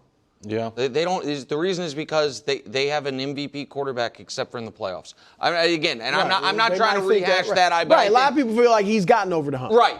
He got over the hump with Joe Flacco, who is more popular now than he was when he was in the prime of his career, and they lose games on drops and missed kicks. Right. And the best team that they ever had, that 2023 team, the defense didn't they held that Chiefs team to 17 points. The offense died in that game, and there was 3 turnovers. But they stopped running the ball. No, they said no. Of course, and so I'm not arguing. This is really just like a devil's advocate. Like if I'm the Pagulas who own Buffalo, and it's like, hey, why would he get us over the top when he couldn't get it over the top? They might feel like, because our quarterback's awesome in the playoffs and his hasn't been, so he would be better than McDermott. He wouldn't get as tight because he's champion. But there's 14 teams in the playoffs. Denver, New England, Jacksonville, Houston, the Chargers, Seattle, Chicago, the Rams, San Francisco, and I'm going to include Carolina, are unequivocally not moving on from their coach. Yeah. So there's 4 that are even just possibilities. Pittsburgh, I do not think is doing it. Right. I think that the 10 wins, the way they won. Now, maybe if they get annihilated in this playoff game, that would change things. But I also don't think Pittsburgh, if they moved on from Tomlin, would be like John Harbaugh. It just feels, it feels like it would be too similar. So it leaves 3 teams, and you alluded to all of them.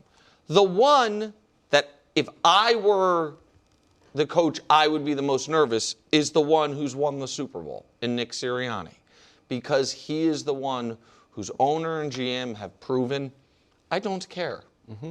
I drafted Carson Wentz, number 2 overall, gave him a huge contract. I don't care. We think we can be better. We hired Chip Kelly, gave him a ton of money. He had some. We moved on for Andy Reid to hire him. He had some success, 10 wins. 2 years straight. I don't care. Doug Peterson, you won a Super Bowl with Nick Foles and then won a playoff game with Nick Foles. I don't care. And Nick Sirianni has made even his biggest supporters this year a little squeamish. And there is one way to look at Nick Sirianni's tenure is, in the last 4 years, he's been to 2 Super Bowls. Won one, lost one. Another way to look at it is, if they were to lose this weekend badly, in the last 4 years, 2 times, they have collapsed at the end of the year and had embarrassing playoff exits with as talented a team as they have in the league. Like glass half empty. That, of course, but that's how they kind of look at it, is what you're right. saying. And so if I were Sirianni, Danny, that's the one, because I also think Buffalo, if they move on, I think they would be moving on to go with, what if we got Josh Allen, an offensive-minded head coach? You know what I mean? Probably. Like that's the idea. They wouldn't be moving on. So Green Bay's a good one, but I think Philly would be the one I'd be nervous Can I put a take chip on the board to get your reaction before we do some cool stats? Sure, I got some cool. If I'm Harbaugh, I'm looking around, and tell me if I'm missing anybody. Tomlin was an assistant, came over from Minnesota, I think, to get the Steelers job. Everybody in the AFC was an assistant that immediately got a job from basically a promotion into a different head job. Vrabel got fired, sat, waited for a nice job to open up. Peyton left, sat, waited for a very lucrative job to open up, and took it. I think sitting, it's not sexy to talk about. Like, I bet he hangs out for a year and then has his choice of jobs. So Jim Harbaugh apparently said that he thinks he'll coach next year, which is relevant because he's his brother. And the question was about playoff bounds coach, so I didn't make it my answer. John Harbaugh's first NFL job in Philadelphia under Andy Reid. Any shot? What do you mean? Any shot? What? Sit out a year and replace Andy Reid in a year? If Andy, I think so. I mean, he's only 4.5 years younger. Yeah, than Andy. the thing is, and I don't think Andy's only coaching one more. Isn't that shocking? I think he's 63. Yeah, I don't. John Harbaugh and Colin Cowherd are in a competition for the youngest-looking 62-year-old. I know. Wow. Colin turned 62 yesterday. Harbaugh's 63. It's unbelievable. He wakes up early and goes to the gym. I saw that. So can I just respond to your thing real quick? I'm not trying to dismiss yours. I just don't think Andy's retiring in a year. Probably and I don't not, think but it's going to be like, I'm just going to sit here and wait. But the other reason I liked Philly was because Harbaugh had been there. I would give Harbaugh that advice if these are the only jobs that come open. If I'm John Harbaugh, I don't necessarily want the number one pick with the Raiders, maybe. The prestige franchise with the Giants, maybe. Brew likes the Falcons more than me. But if I have the opportunity to go to Philadelphia, I am there immediately. Green Bay with no owner, and I just have that job the rest of my life. Yeah. And I said, I know they're on the playoffs. If I were Cincinnati, I would fire Zach Taylor to hire John Harbaugh. Yeah, they won't, though. They don't like to. Well, it's time now for one of the coolest segments you've ever seen in your entire life. Okay? We're going to start this off with a stat about Mike Tomlin and the Steelers. That is just, I've been told, is really cool. It's time for another edition of the coolest segment about statistics on television. It's called Pack Stats with a Briefcase. You don't need to do the gloves. It slows. I like them, Wilds. They're cool. That's true. It's all right. It's all part of it. I bring the coolest stats to you. You know what else is cool other than these gloves? What? Standards. That's true. In Pittsburgh, Mike Tomlin likes to say the standard is the standard. Yeah. Has it been? Mike, you're on a 6-game playoff losing streak. You're a defensive coach. And in those playoff losses, your defense has allowed 38 points per game. And quarterbacks are throwing to an 18-1 touchdown-to-interception ratio against them. Maybe if that kick goes in, John Harbaugh gets an extra week and Mike Tomlin's the coach in the AFC North without a job right now. If C.J. Stroud and the Texans light up Mike Tomlin's defense, that would be shocking. Blake Bortles lit him up.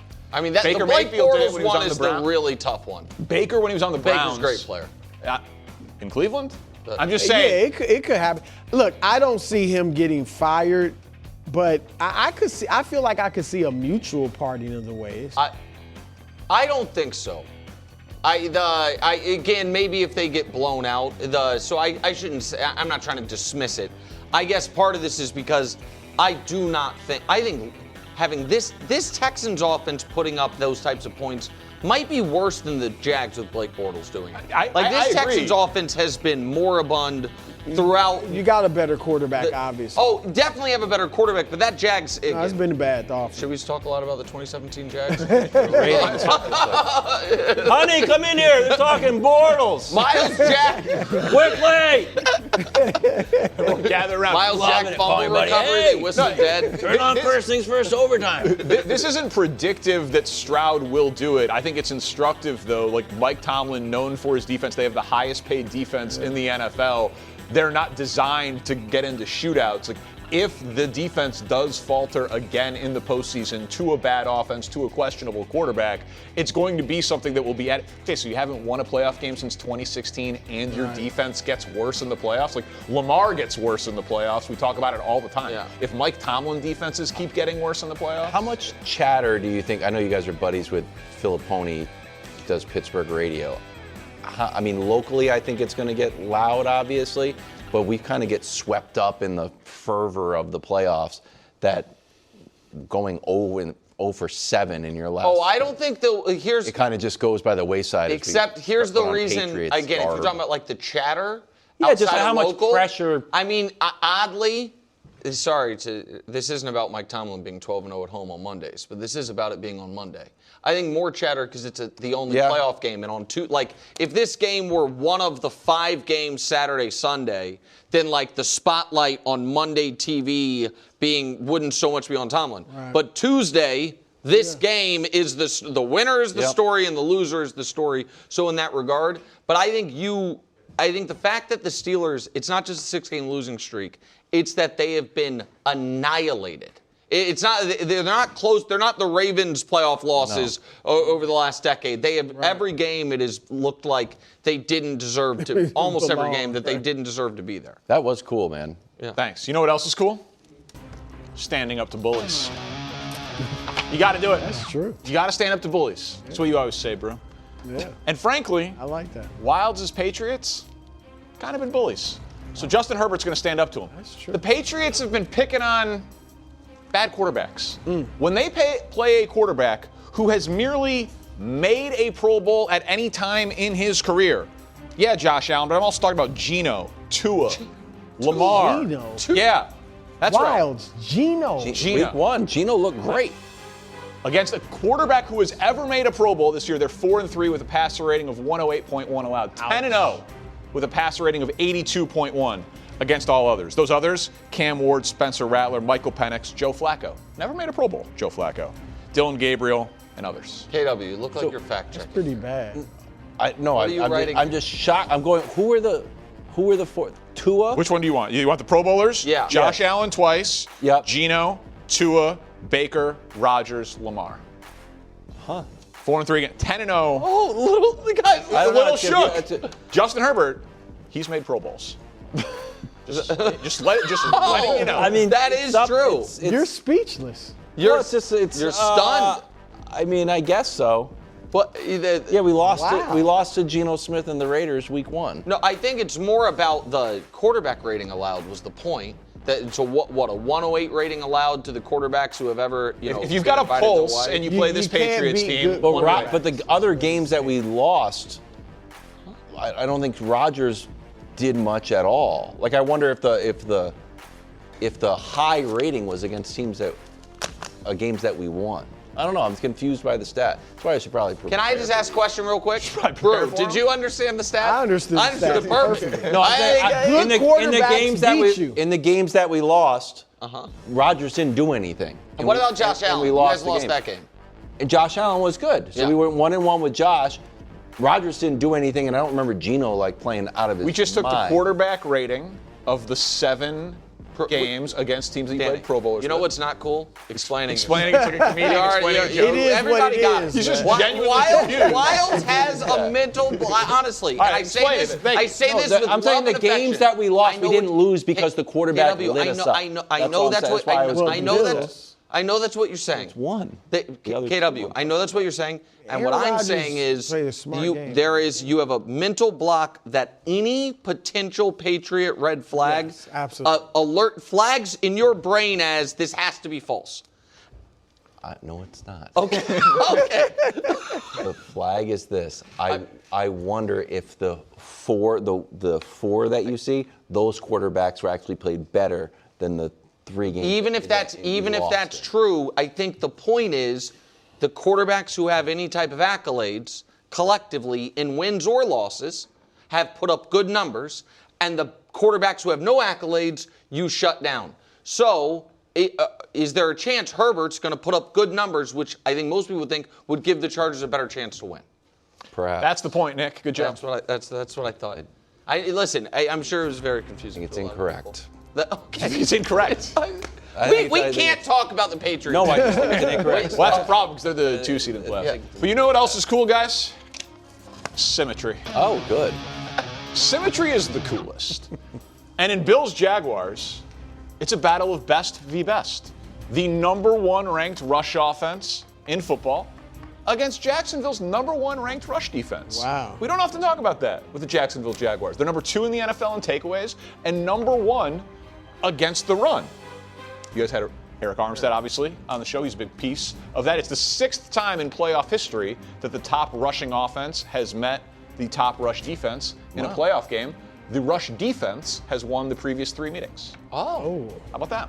So, that also speaks to they are going to need Josh Allen to play great, which is not a news flash, but that they're not going to be able to just run the ball down the Jags' throat. What up, KW? The quarterback? Josh Allen, the quarterback, not Josh Hines Allen. I know it's good. I know that actually is the people getting confused between Josh Allen and Josh Hines Allen is more common than anyone being confused about that Pat stat that everyone understands. No one understands really. Wanted to make it clear. Big letters, big numbers. This is Josh Allen, the quarterback, needs to play great because I'm saying that. You're saying that the stat kind of illustrates whichever one of these things kind of breaks through. Like, will the Jags' rush defense succumb to the number 1 rush offense, or will be able to overcome it? Can I ask you a question, Brew? Yeah. Because it feels like this is the one game this weekend. I think I know who you're picking in every other game. I'm not going to say it right now, but this is the one game that I'm guessing you're on the fence on. You know who Am I I correct? Yeah, okay, I know who you have in this game. I definitely know who you're picking in every game. Early in the week, I was leaning probably Jacksonville, but now right now I'm leaning Buffalo. Can I tell America who you're picking in every game, Danny? All the favorites except Herbert. That's the answer. Are the Bears favorites? Yes, I guarantee Are the Bears it. favorites? Yeah, they are. I guarantee Depends on Danny where you is shop. rolling with all the favorites except for Justin Herbert. Mark it down. Parkins picks Friday afternoon. Oh, wow. What a good friend promoting the future segment. All the content. You know what? Do you have anything else? That was cool. Well, I went 3 for 3 on cool stats according to these guys. 2 for 3. That was cool. Yeah. That was a cool stat. Thanks. That was really cool. Coming up next, who Dripping locked up with the sincerity. MVP? We discuss. First things first, overtime continues. We've got Willie Colon and Coach Mangini out here. Gentlemen, the regular season is over. It is time to make the case for the MVP award. It is a 2-man race, according to all accounts, between Matt Stafford, the current favorite, slight favorite, and Drake May, not too far behind him. The odds have gone back and forth the last couple of weeks. And when you look at their season resumes, I think it's totally understandable as to why. May has him slightly in yards, same turnovers. Stafford obviously crushes him in touchdowns. May has him slightly in rating, and obviously with 2 more wins for his team. So I think this is going to be the closest MVP vote since Adrian Peterson and Peyton Manning were separated by just over 10. It was 10.5 first place votes. That was back in 2012. Could be even closer. We, of course, have had multiple split MVPs, 97, 2003. I think it's going to be very close. So here's how I see the case for Drake May's MVP candidacy, because I think it's a unique one in terms of a second-year player, and some of it is based analytically. So I put up together some categories here. He leads in yards, passer rating, completion percentage, and yards per pass. Pretty good. Has the highest passer rating in NFL history for a quarterback that was sacked 45 or more times. Now, maybe that's my Justin Herbert bias showing, but doing this while you're the 4th most sacked quarterback in the league, he has the highest passer rating in NFL history for a quarterback with 45 or more sacks. Under pressure this year, a passer rating of 103. Like, when he was pressured, his numbers did not dip at all. Right. Very abnormal for a quarterback, much less a second-year guy. The advanced numbers all love him. The EPA, the completion percentage over expected. He's like an analytics darling. But he did have the easiest strength of schedule of any team in NFL history since 1999. So that, you saw the counting stats. Those are, I think, the other relevant details. Coach, does anything there jump out to you as being particularly relevant or not for Drake May's MVP case? Well, I knew that their strength of schedule was the weakest in the NFL. I didn't realize it was the weakest. The weakest since the 99 Rams. That part to me is pretty amazing. What I would say in terms of the sack number, that's a concern for me. And I know that, and Willie, you must hate this, it's always put on the O-line. Facts. But the reality is that the O-line plays a part, but if the quarterback's moving around, the O-line doesn't know where that guy is, they're going to get sacked more often. If they hold the ball, they're going to get sacked more often. So the sack stat, it's an O-line related stat, but it's a cumulative stat between the O-line and the quarterback. So I don't love that part of it. I do think you have to give him a lot of credit for having a new offensive coordinator, although he got a great one in Josh, and having a new head coach, but there was a significant learning curve that comes into play with that. So there's a lot of reasons to really like Drake May. The 1999 stat is stunning. Yeah, I mean, I give him the nod from this standpoint that I think he's ahead of schedule, right? Being a second-year quarterback with a new head coach, the way he looks like, the way he's been playing this season, he looks like a guy that's in year 4 or 5, and I think that's where you can hang your hat on. And on top of that, he comes across as a leader. You know, I watched him at the end of the game against the Bengals, man. Stephon Diggs and all these guys can't talk enough about him, how much they love his leadership, his poise, his calm, and the fact that he's really, the way he communicates on the field and how he handles himself on the sideline really speaks volumes. So I think overall, those are the little details I like. But, you know, he had a hell of a year, man. There's no doubt about it. What about the idea of, you don't like the sack part of it, but also the passer rating under pressure? Just when he's pressured, he still is relatively efficient. And also the shocking nature of it. Like, they were supposed to be better. Everyone thought they were going to be better. But they were the 21st in terms of the Vegas odds to win the Super Bowl. And here they are as the 2 seed. Yep. Like, whereas Matt Stafford, and we'll get to his case in just a second, but like Matt Stafford's team coming in was expected to be better than Drake May's team. Yeah. Now, that happens every year where there's a team that nobody thinks it's Washington last year, right? Yeah. Nobody thinks they're going to do anything, and Vegas has them at really long odds, and they achieve better than expected. The under pressure part, is that statistic in terms of when he was facing extra blitzers, or is that just when a pressure was registered, he had a passer rating of 103? Right, but I'm saying could it be a 4-man rush where he was under pressure and they beat him, or is it, because that to me is a distinction, because if it's facing pressure, that could also be a function of coaching where, hey, we recognize this is their blitz set. If we get this blitz set, we want you to throw the wide receiver screen. Yeah. Yep, I got you. So I'm not. It's great, but I'm trying to figure out, is that a Drake May component, or is that a Drake May Josh McDaniels? So I think Josh McDaniels might win Assistant Coach of the Year. All right, so that's the Drake May case. And again, we're going to hold off on who we would vote for here till the end. Here's Matt Stafford's case for MVP as I see it. It's a very conventional one. He is the 4th quarterback ever with 45 or more touchdowns and less than 10 or fewer interceptions. And the previous 3 all won the MVP. Right. Like that is it's a very easy place to start, because leads the league in passing yards, passing touchdowns. Another very easy place to start. The other side of the Drake May easy schedule is Matt Stafford played an absolutely brutal schedule. Like Drake May against playoff teams this year, 4 touchdowns, 2 picks. Against non-playoff teams, 27 touchdowns, 6 interceptions. Like, Matt Stafford just played a lot more playoff teams than Drake May did. And I don't know how much you guys would value this, but I got to be fair. I knocked Jalen Hurts for the tush pushes and the 1-yard touchdowns.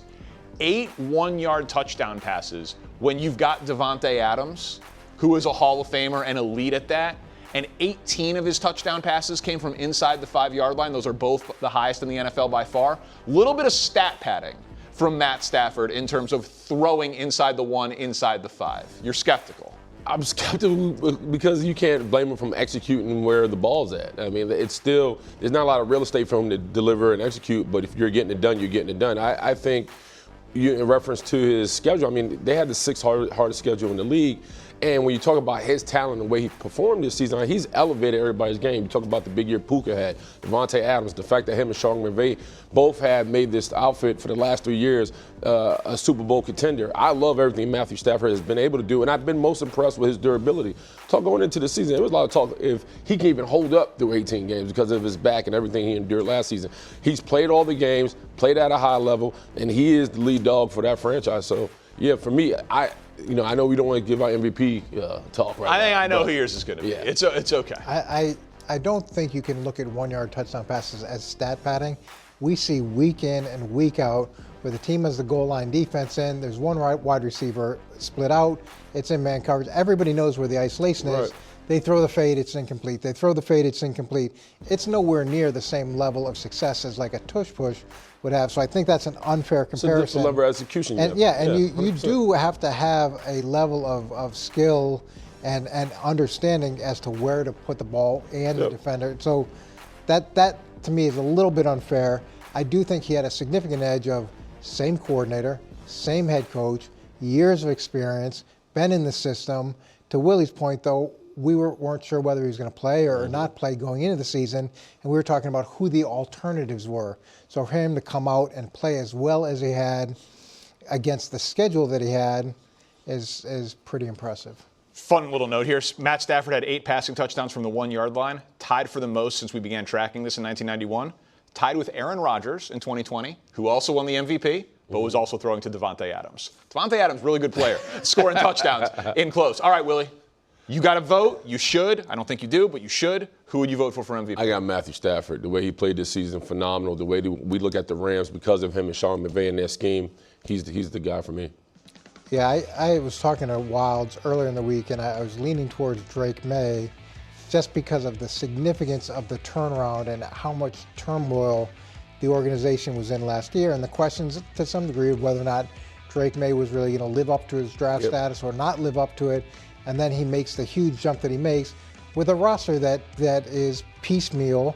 The Pats have a significant amount of salary cap money next season because they didn't spend a lot of money putting this group together. Young offensive line, all those things I give him tons of credit for. But when you look at the level of touchdowns, what's the 15 touchdown difference? No, it was what, 46 to it was 11. I can do the math. Yeah, 11. I need some help with math, obviously. But that 46 to 35. That number is pretty. Yeah, but you're kind of the running touchdowns. Yeah, total touchdowns. Yeah, so that number to me is too great to not give him. Can I also ask, do you think? Because I was listening to the trolls, and I know we try not to do that, even though we sometimes are one of the trolls. Do you think this is a lifetime achievement award if Stafford gets it, considering that he had the big year in 2011? I think the Lifetime Achievement Award argument is the worst argument in this entire discourse. Okay. That is not what the award is. Good, because I think his numbers this year stand alone. That's what the Hall of Fame is for. Okay. Hall of Fame is a Lifetime Achievement Award. If you want to say the Walter Payton Man of the Year Award for like a lifetime of service, and it's a Lifetime Achievement Award. But the idea of no, who was the best this year? My vote is actually Drake May. The touchdown argument, I can't refute, but most valuable player. If I focus on the keyword of value, it's a lot of what you were just talking about. Matt Stafford has Sean McVay. He has Puka Nacua, who is going to be first-team All-Pro at wide receiver. He's got Davante Adams, who will wear a gold jacket one day. The supporting cast that Drake May has is maybe better than we thought, and I'm not saying that Vrabel and McDaniels are not also excellent coaches, but as for a second-year player to do it with this supporting cast and add 10 wins year over year and have the level of efficiency and numbers and have a top 3 offense, I gotta, if I had a vote, and I should, I would cast it for Drake May. And I really think this is going to be close. I think people are going to be very split on the conventional case for Stafford and then the more like analytically inclined case for Drake May. Yeah, I think I give it to Stafford because of the division he plays in with Purdy and Sam Darnold there. He's had some big-time shootouts, come out on top. His numbers speak for themselves. And I just think he's had the better year. And you're talking about most valuable. I don't think there's anybody more valuable than Matthew Stafford for the Rams. And May played the Jets, who had no interceptions in 17 games. Hey, listen, I can't argue against the Jets. Twice. My Bears are already talking Super Bowl, and I've been informed I doesn't like it so much. We begin in Chicago. Packers-Bears, Saturday night, 8 o'clock. Things you can expect to see at the game. A lot of cheese graters, a lot of energy, and me. Hey! That's right. Flying in, first row behind the Bears bench. Not a big deal. Oh, wow. That's right. Friends of the show, Ben Johnson, Cole Kmet, were asked about their mentality heading into the game and what it means for the rest of the playoffs. Take a listen.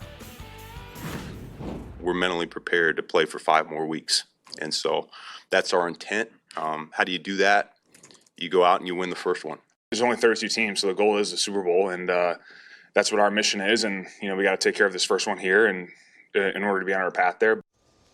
So the question is, do I like that the Bears are already talking Super Bowl? And I asked Brew if I could do this, and he said, yeah. Right. I don't like it. It's your team, though. I love it. What's not to love about this? The goal of pro sports is to win a championship. Ben Johnson apparently told everyone after they lost Week 18, he said, I don't want you to even come into the facility if you are thinking about a vacation and if you are not fully prepared mentally and physically to be here for the next 5 weeks. You got to beat Green Bay first, but one game at a time? No, the goal's a Lombardi Trophy, Coach. You got to love it. You love it. You love it. It's terrible and it's flawed. And what's terrible about it? So we went to back-to-back Super Bowls. Oh, so what would you know? We were 14-2, won back-to-back Super Bowls. And I tell you, every one of those weeks, you wouldn't know that we had won back-to-back Super Bowls. We were playing the Jacksonville Jaguars last week of the season. They were terrible. We were really good. You would have thought they were the '85 Bears, the way that Bill was able to present them, because the most important thing is what's in front of you. It's that meeting, it's that practice, it's that film session, it's that game. It's not 5 weeks from now. It's not. That's what kills teams. That's what sends teams home. And look at Green Bay. Remember Green Bay at the beginning of the season? Oh, we might go undefeated. Remember how they were talking that way, and then they go and get beat by, I think it was Cleveland beat them or Carolina beat, I forget who it was. But that is the absolute elixir for making sure that you don't end up in the Super Bowl, is worrying about anything that's 5 weeks from now. You better just worry about Jordan Love and Green Bay, who almost beat you when he was hurt and they had no Micah Parsons. And I know there's no Micah Parsons, I get it, but Jordan Love should probably be back. I'd be worried about that as opposed to talking about anything 5 weeks from now. Yeah, I understand your point on keeping the main thing, and I get that. I think for this team in particular, a team that hasn't had this type of success with a franchise quarterback, I think there's nothing wrong of resetting the target. And the target is Levi Stadium going to the Super Bowl. And you have to remind a lot of these guys that, and you've heard it around the league, you know, times like these are special. They don't come back around. So if you don't have everybody dialed in, and if you don't have everybody understanding that this is a rare opportunity for you, and if you don't execute it and get it done Saturday, then you're going to miss out. So at least giving this team a compass and a direction that, hey, man, starts with Green Bay, but we plan on going further than Green Bay, I think is a healthy message, especially for a young ball club. That's kind of what I'm wondering. Like, I obviously don't want, like, the Bears players thinking about how they're going to stop Saquon Barkley, because he's not playing this week. But I don't think that, like, Ben Johnson, does it really take anything away from this week against Green Bay to be like, you're good enough to win the Super Bowl, the ultimate goal is the Super Bowl? What happens 2 weeks from now doesn't matter. The only thing that matters, especially in playoff football, is what is in front of you. That's but he it. stated it starts with Green Bay. Oh, yeah. He stated That's right. And when Green Bay beats them because they're worried about 5 weeks from now, they'll have plenty of time to think about the next time they want to jump the gun. But Caleb did come out and say it's just another game to him. He's going to be ice cold. When we see a couple of these, he's built for this. I love that celebration. Right? Listen, Caleb is the least of my concerns. Caleb's going to ball out. Everyone else is going to be a nervous wreck. Caleb's going to be ready. Meanwhile, Steelers coach Mike Tomlin today. Here we go. He weighed in with Rich Eisen on his thoughts on his friend and I guess now former rival John Harbaugh after the news broke yesterday of his firing. Take a listen to Mike Tomlin. I just have so much respect for Harbs. Our stories will forever be, interwoven. This rivalry that we've been fortunate and honored enough to be a part of. More than anything, I just think it's, a larger example of today's sport culture in terms of not a lot of patience in the entertainment component of what it is that we do. There's just not a lot of longevity. I'm sure we all would like to be Don Shula and Tom Landry, but I think those days are gone. Today's culture, that quick 18 years that John Harbaugh had, it was just over in an instant. Willie, your reaction to your former coach? Well, you don't toss the pilot who's always landing the plane. You may have a problem with the in-flight service, but that's why they have hotlines, right? And so I think Mike Tomlin is a walking example. And I also think that the Steelers are just rare in what they do. They don't operate like everybody else. And I think he understands, and I think he explained that, hey, man, I understand the position I am in. I understand other coaches haven't had that opportunity. But I think right now the Steelers and Mike Tomlin just do things they just operate from by a different code. And I think it's unfortunate because I think when in reference to John Harbaugh, I think I would have gave him another year. I feel like you just don't throw away stability. There's value in that, especially when I think the offense needed just a facelift. There wasn't a crisis on the roster. You know what I'm saying? So that's just my take on it. I feel bad for Harbaugh, man. He's a hell of a coach. But I think everything they went through this season could have been salvaged in the offseason and making another run for the Super Bowl next year. Yeah, I love listening to Mike Tomlin talk because I think he always has insight when he talks. And that relationship has lasted a long time, and they've had so many games against each other, and the divisions typically come down to those two teams year in and year out. And he is right. The era of the long-standing head coach is pretty much coming to an end. So you've got Tomlin who's left, and then really Andy Reid. Yeah, so once Bill went, and now you've got John who's going, really there's only a couple left. And I don't know if we're going to see the 18-year head coaching runs or the 15-year head coaching runs, because the volume of turnover now, it's the norm as opposed to the exception. Especially when you see the success of like Liam Cohen and Ben Johnson. When you start having those stories pop up around the league, you feel like owners are more quick to pull the trigger and cut a guy. Yeah, okay, but I mean, if Sean McVay wants to coach that long and doesn't want to retire or doesn't want to go do TV or something like that, like he could coach as long as these guys. Kyle Shanahan could coach as like really successful guy who is smart and stays with the times and stays currently. I wouldn't make it extinct. Like John Harbaugh was not done wrong here. Like you could disagree with whether or not he should have been fired or not, but there was The only reason I'm shocked by the take, because I know you stand out all the time and say, hey man, you think guys earn equity in their job. I feel like Harbaugh earned equity for one more year. I mean, it's been 13 years since he won a Super Bowl. He has 3 playoff wins with Lamar Jackson. Like he's underachieved. He's underachieved with Lamar. He has been stable. He is a good coach, but he was not wronged by this. Like you can disagree with it, but he got 18 years and tens of millions of dollars with the Baltimore Ravens. Like this is not a product of the times. Like sometimes it's just time for it to be over. It is. There were a lot of organizations that tend to stay with their head coach longer. The Giants for years were like that. And I brought this up yesterday. So they move on from Coughlin, and they've been searching for the next guy ever since. Yeah. So we can disregard the level of success they had because it's not enough Super Bowls, but it's not easy to win the Super Bowl unless you have a Tom Brady or Patrick Mahomes type player, and to this point, Lamar Jackson hasn't been Tom Brady or Patrick Mahomes. No, he definitely has not been, and we'll see what happens with Mike Tomlin after the playoffs. But coming up, 14 playoff teams. It's a pretty flawed field. We go through it next. Time now for First Things Last. If it feels like these NFL playoffs are wide open, that's because they are. There are 11 teams with 11 or more wins, which is tied for the most in NFL history. But every team has at least one, if not more, obvious flaw. So here we go. 14 teams, 14 flaws. You decide which will be fatal. In the AFC, the 1-seed Broncos tied an NFL record for most one-score wins with 11, and their quarterback has never won a playoff game. The Patriots racked up 14 wins against the easiest schedule any team has faced in the NFL since 1999. And in Jacksonville, can Trevor Lawrence really be trusted? He's on one of his patent hot streaks with 15 touchdowns and 1 interception in his last 6 games, but no one has more games with 3 or more turnovers since 2021 than Trevor.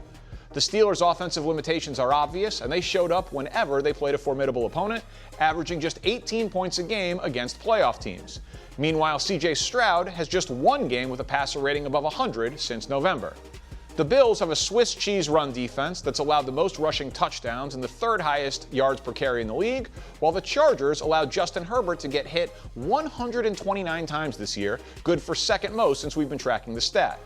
In the NFC, trusting Sam Darnold to win multiple big playoff games with the 1-seeded Seahawks, well, that's very much in doubt. His teams have averaged just 10 points per game in Week 18 or playoff games over the last 2 years. No team in the playoffs allows more yards than the Bears, and the Eagles scored 21 or fewer 10 times this year, tied with Carolina for fewest in the league. Speaking of the Panthers, they have the worst point differential of any playoff team since the 2011 Broncos. The Rams are the 2nd favorites to win the whole thing, but they really stumbled down the stretch, allowing nearly 28 points per game in their last 6 after only allowing an NFL best 16 points a game in the first 11. The 49ers have no pass rush. In fact, their 20 sacks are the fewest for any playoff team since 2020, and the Packers come into the playoffs on a 4-game losing streak that coincides directly with losing Micah Parsons for the year, and they have just 3 total sacks and are allowing 28 points per game in that stretch. So there you have it. The NFL wanted parity, and you've got it. All these teams are flawed. So who wins is anyone's guess. Who you got? That's all I've got for today. Thank you so much for hanging out with us on the OT. We're back tomorrow.